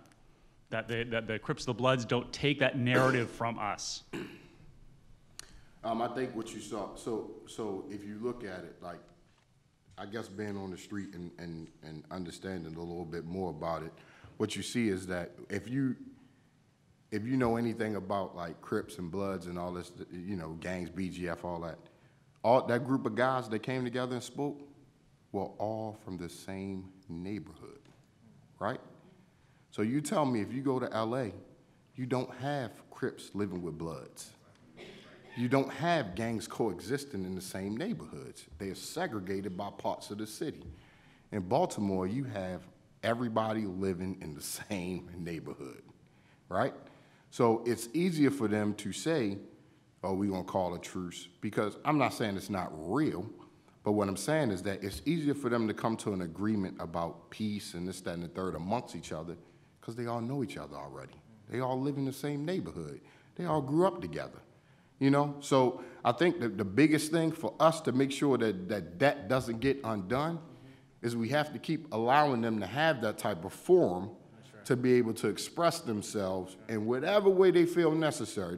The one thing I do appreciate about that faith-based forum, because to be honest, I wasn't a big fan, because at least where we're at, the church is almost invisible to the work that we do. All 50 of them? Yeah, they almost invisible to the work that we do. And I'm not saying that's everywhere across the city. I'm saying where we are. So I'm not a big believer in the dog and pony show. Like, I'm not for all that. But I will say that right there was the realest that I've ever seen it actually be, because somebody actually took the time to listen to the pain of those guys. And those guys got together and decided to come together because they felt the need to express what it is. You know what? I don't know if any of you saw the interview with them on WBAL. Well, right before that interview, I don't know, you might have saw me walk through the background, but right before that interview, I had just talked to those guys, right? And I said to them, well, they said to me, you know what? I asked them, like, my biggest thing is I'm always conscious of guys getting in front of the camera, because I don't want them to expose themselves and make themselves victim to something later on. Right. So my whole goal to them was to just kind of prep them and say, look, I'm not going to tell you what to say, but I'm just telling you, be mindful of what you say, because it can come back to bite you. They will review these tapes later, trust me. But what they said was the importance of them making a statement together, because they wanted to dispel, what they said to me was they wanted to dispel the BS that the police put out about them trying to kill police officers, right? So they said that they felt such an urge to dispel that rumor that they decided, like, look, we just gonna all come together and just say that it wasn't true, you know? So I think to answer your question again, we just got to keep them engaged. We got to listen to what it is they say that they need, you know, and we have to address what it is. Listening is one thing. Action speaks way louder than words, though.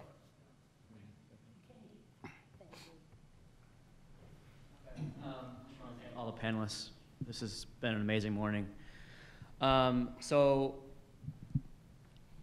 I think part of the difficulty that I've been having is how can we, in the words of Elijah Cumming, how can we try to understand the community? I come from Ohio, small town in Ohio, mostly white, mostly middle class. And then I come to Baltimore, and I enter this amazing, deep community, extremely rich, and I'm trying to figure out how do I engage? How do I try to understand the community very deeply? The problem is, and I think a lot of the Hopkins community can understand this, I feel very separated from a lot of the neighborhoods in Baltimore. Right? A lot of us live in Mount Vernon. A lot of us live in Fells Point. A lot of us live in Canton or Hamden. Right? These neighborhoods that while they might be right next to Sandtown, Winchester, and Penn North, they're extremely separate. Right. You know, we were shocked. I mean, my girlfriend's mom was calling us when the 7-Eleven down the street got raided and there was glass everywhere. And it was like, this kind of stuff doesn't happen in white neighborhoods, right? I mean, that's a problem, right? That's the that was my first experience with this. And so I think what I want to try and do is I want to try to understand how we as a community who is not used to engaging in these issues properly can do that. It's a deep anxiety that I have, and I think a lot of people have, when you talk about Hopkins engaging in an issue like this, because we do have this legacy and this history that is, yes, very engaging, very helpful, a lot of money, but it's also has been exploitative in the past. If I can jump in real quick, and I'll be short. That was real quick, Pastor. In short, and I'm not trying to be facetious here, don't wait for the next riot. Don't wait for the next riot. That sounds very simplistic, and so let me go a little deeper. There are plenty of organizations. I'll throw out one. My own New Song. New Song Community Church, who is committed to racial reconciliation and more, and have been for the last, Sister Inez can tell you, we have had over 25 families who were not African American move into our community. But the key is once you get there, I'm not asking you to move into our community, but I'm saying come, see what we're doing. Come with a servant heart. Come with a listening ear. We don't need your solutions. We already know what the problem is. That's the problem that I think that the large part of the city don't realize. We know the problems and we know the solution. It's just access. That's the issue. And Pastor, I want to say, CNN should have come to see New Song Church. I don't know if they have yet. They did. They called me personally, but I told them, I said, listen, my house on fire. Talk to me when things are a little calmer. You know, exactly. When your house is on fire, you don't look for a microphone, you look for water, and that's what we was looking for.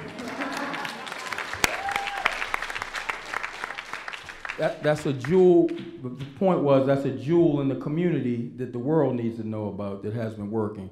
But I did want to say Hopkins has jewels inside of it.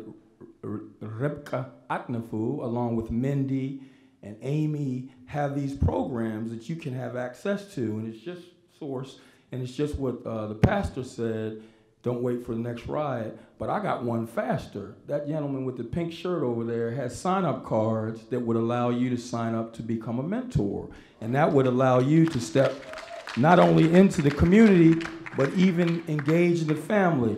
The building that we're in, you have a perfect memory. The building that he was in, that we work in, the owner of the building has been a mentor for 3 years, and it's absolutely changed his life. Not only is he donating, he's done that before, but it changed your perspective. That young man there changed my perspective in life. He's not my only mentee, but when we get together, it's all like families. And if you'd like to talk to me, I would certainly gladly engage, because I can hear the passion in your heart. And let me just say one more thing, and that is that act like you were back in Ohio. Mm-hmm. And what would you do to actually engage your community. And with unfamiliar people around you that are not your color, don't have your economic status, and maybe the framework of education that you are used to. In other words, I'm saying integrate yourself, find someone in the community that you can say, I don't know anything about your community, but I want to be a part of the community. I want to do my part while I'm here and walk with them. Paul always went in to various missionary ventures, never came in to start doing things to people, but he worked with the people. And at a time when they asked, then he gave some recommendations after he was able to observe. I just want to, this is directed at you for everyone else, okay? So be really clear. So all of our experiences are different. My experience with non-African Americans, African American community is that people come in for leadership roles. Like when I see a non-African American, African American community, they typically have a title, they're a director, they're a CEO, like they're a leader of a community they don't really have a relationship with. So I would say come in not seeking leadership roles, right? Come in, people, I have a lot of white friends and family members. I'm adopted by all white family, so all my family is white. And when I hear white people come to me like, how can we assist you? I need assistance, I need support. I don't need a boss, right? So be really clear, really clear that we have some solutions in our communities. We do need tools, we do need support, but we don't need leaders to come in from outside the community. And the second thing is tables. There's a lot of metaphors about, we need more community members at our tables. Hopkins should not own a table in Baltimore City. The community owns the tables, and we are constantly invited to come to Hopkins' table, right? We are constantly invited to come to their tables because they need community representation at their table, right? When we own the tables, Hopkins needs to come to our tables, right? Because we have our own tables. And you are all invited to come to our table.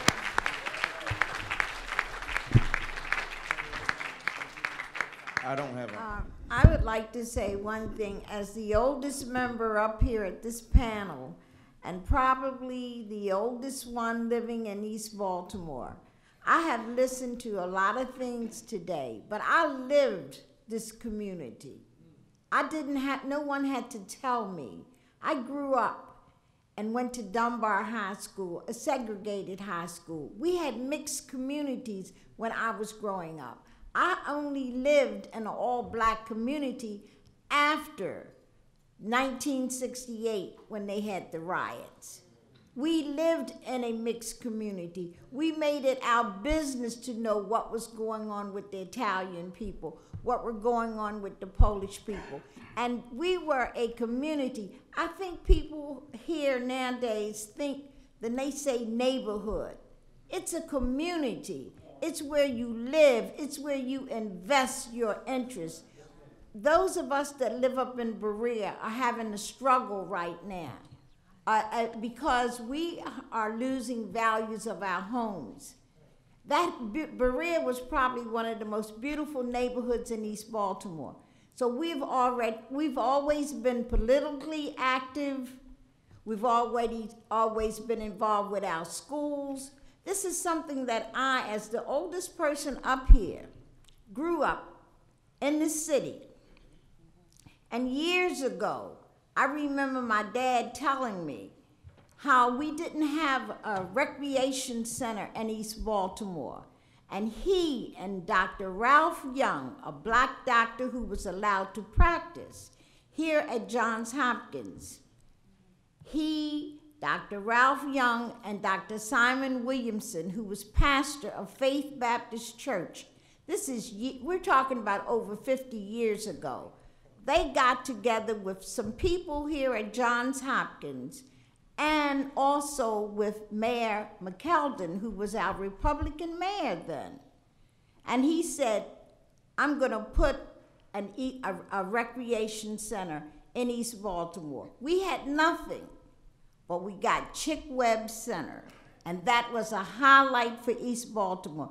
So all I'm saying is many hands can do good work. What they're doing in Sandtown and all over West Baltimore, that's fine. But let's focus on the whole city of Baltimore. Johns Hopkins has an obligation, yes. It's the largest institution in the city of Baltimore. But we also need to not only hold Johns Hopkins, let us hold our elected politicians, because nobody comes in any neighborhood, I don't care whether it's Sandtown, whether it's Gwen Oak, or wherever it is, no developers are allowed to come in unless the community approves of it. And we're losing things over here in East Baltimore, but we're like voices crying in the wilderness because the city is all abreast with what's going on everywhere. And that's fine, but don't forget about the heart of this city, East Baltimore. East Baltimore does make a difference. You have to, if you're gonna look out for West Baltimore, then I'd be darned if you don't look out Johns Hopkins for East Baltimore. We surround your institution. And many of these community groups, like Dr. Hickman alluded to, have been trying for years, doing their little part, their little part, their little part. But it's gonna take a whole lot of people working with these organizations to get the ball rolling. And since Johns Hopkins is right here in the heart of our community, let Johns Hopkins show the people that we mean business, we mean to help you get our schools together, get jobs for these young people. You can talk to the young people and you can tell them about jobs. Open up some jobs, make provisions. If you want the city to move, somebody better be listening. And I mean really listening, because I lived through 1968. I can tell you what happened here in Baltimore City.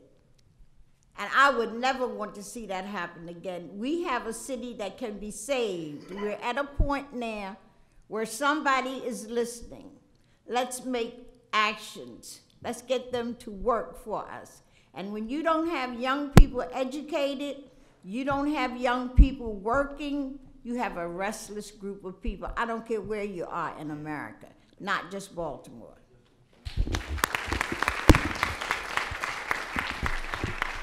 So we're coming up on the, in fact, we're past time. So I know you have been standing there for a very long time, and I want to give you the final word. Okay, good afternoon. I'm glad to be here. Thank you, Ms. Nayon, my sister from Berea, for inviting me to come. Thank you, each and one of the panelists, for speaking so eloquently, especially you, Reverend Deborah Hickman. What I'm calling, I see this thing says Engage Baltimore. I'm a little nervous here about saying this, but I want to talk to anybody who can help. Because inside of me, as a member of Berea, I work at Fort Worthington Recreation Center. I'm involved with the children of Fort Worthington Elementary School, school number 85, which is one of the #1 year schools that is being renovated. And we just recently, as a community, are practically reeling the frustration, not just from the youth, but from the adults, as we see the architects made a wonderful design that eliminated our recreation center. And I've been asking, what are we going to do with the 1,000 children in our neighborhood? What are they going to do? There is no other place to play. The design of Fort Worthington, of the Berea community, is all houses. The only open space was where the school is and the recreation center. And what I'm coming here hoping that maybe Hopkins or someone will come and tell us, one, I know during demolition, reconstruction, yeah, things got to move away. We're going to need some help in our neighborhood. We're not full of a lot of financial resources and a lot of different resources. If you know where we stand on the census with the social determinants, we're way down in the bottom. We need a lot of help. Food desert, we know about that. Below poverty level, I mean, we're less than 150% below the poverty level. Education, Fort Worthington is a nice place to be, but it's ranked like number 700 and something out of 800 schools. We need some help. In the next few years to come, when they're making all these changes, I'm asking as a member of the neighborhood, saying, if you could come and give us some help, give us some ideas, give us some hope, because I've been putting out the word. We did not ask for our recreation center to be demolished. Recreation and Parks did not say they were closing our center. A design team came in with a better look for our neighborhood, which the community keeps saying, we don't like this. We don't want an amphitheater. We don't need a waterfall. We don't need a bridge. We need playgrounds. We need a safe place for our children to be. Our recreation center right now is a neutral zone, no matter whether you live on Biddle Street, whether you live on Oliver Street, Federal, Edison Highway, top of the hill, bottom of the valley, you can come to that recreation center. I work every day for free with these children, not because I don't need to be with more children.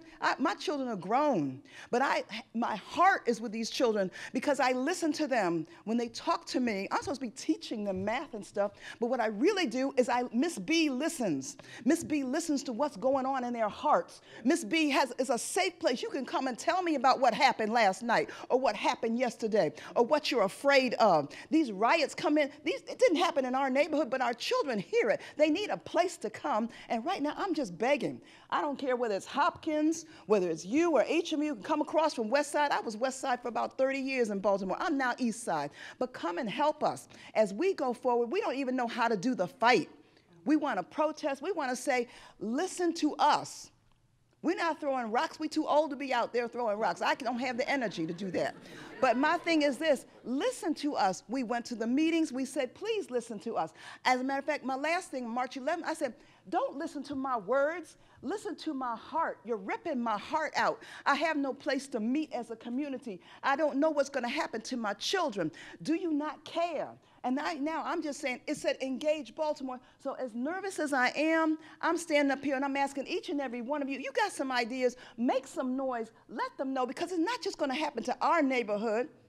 It's going to happen to all the neighborhoods. So it's time for us as Baltimore neighborhoods, which I love about Baltimore, is for us to speak up, because if you can do it to one, if you can erase a building and just say, that's too bad, you can come in your neighborhood or anybody's neighborhood.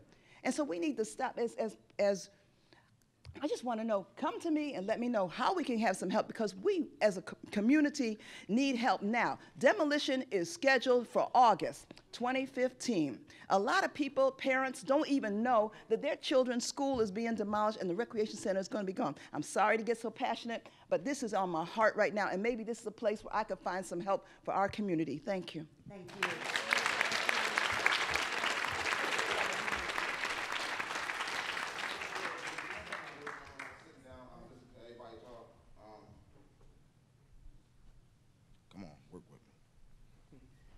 Living on the streets of Baltimore, I witnessed looting, destruction, anger, frustration, fear. This kind of violence is long overdue. Us as the people, parents, community leaders, church leaders need to be a part of the community to help engage in making changes for the youth of Baltimore City. We are positive, outgoing leaders. We understand to be leaders, role models, or mentors, so our kids won't fall to the streets. It's our responsibility to be their strength. It's our responsibility to show them a better way of living. Stand up and be a part.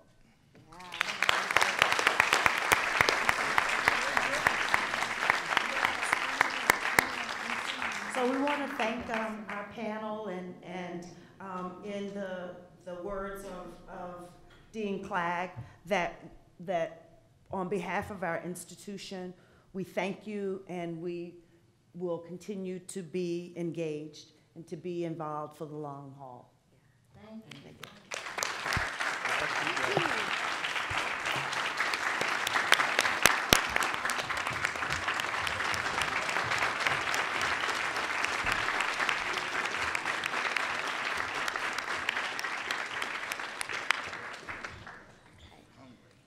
So a couple of administrative notes. The first thing is that if you had a question that you wanted to ask and you didn't get a chance to, please join our small groups this afternoon. I know that many of you in the audience must have lots of things you want to say, and you will have the chance to do that this afternoon.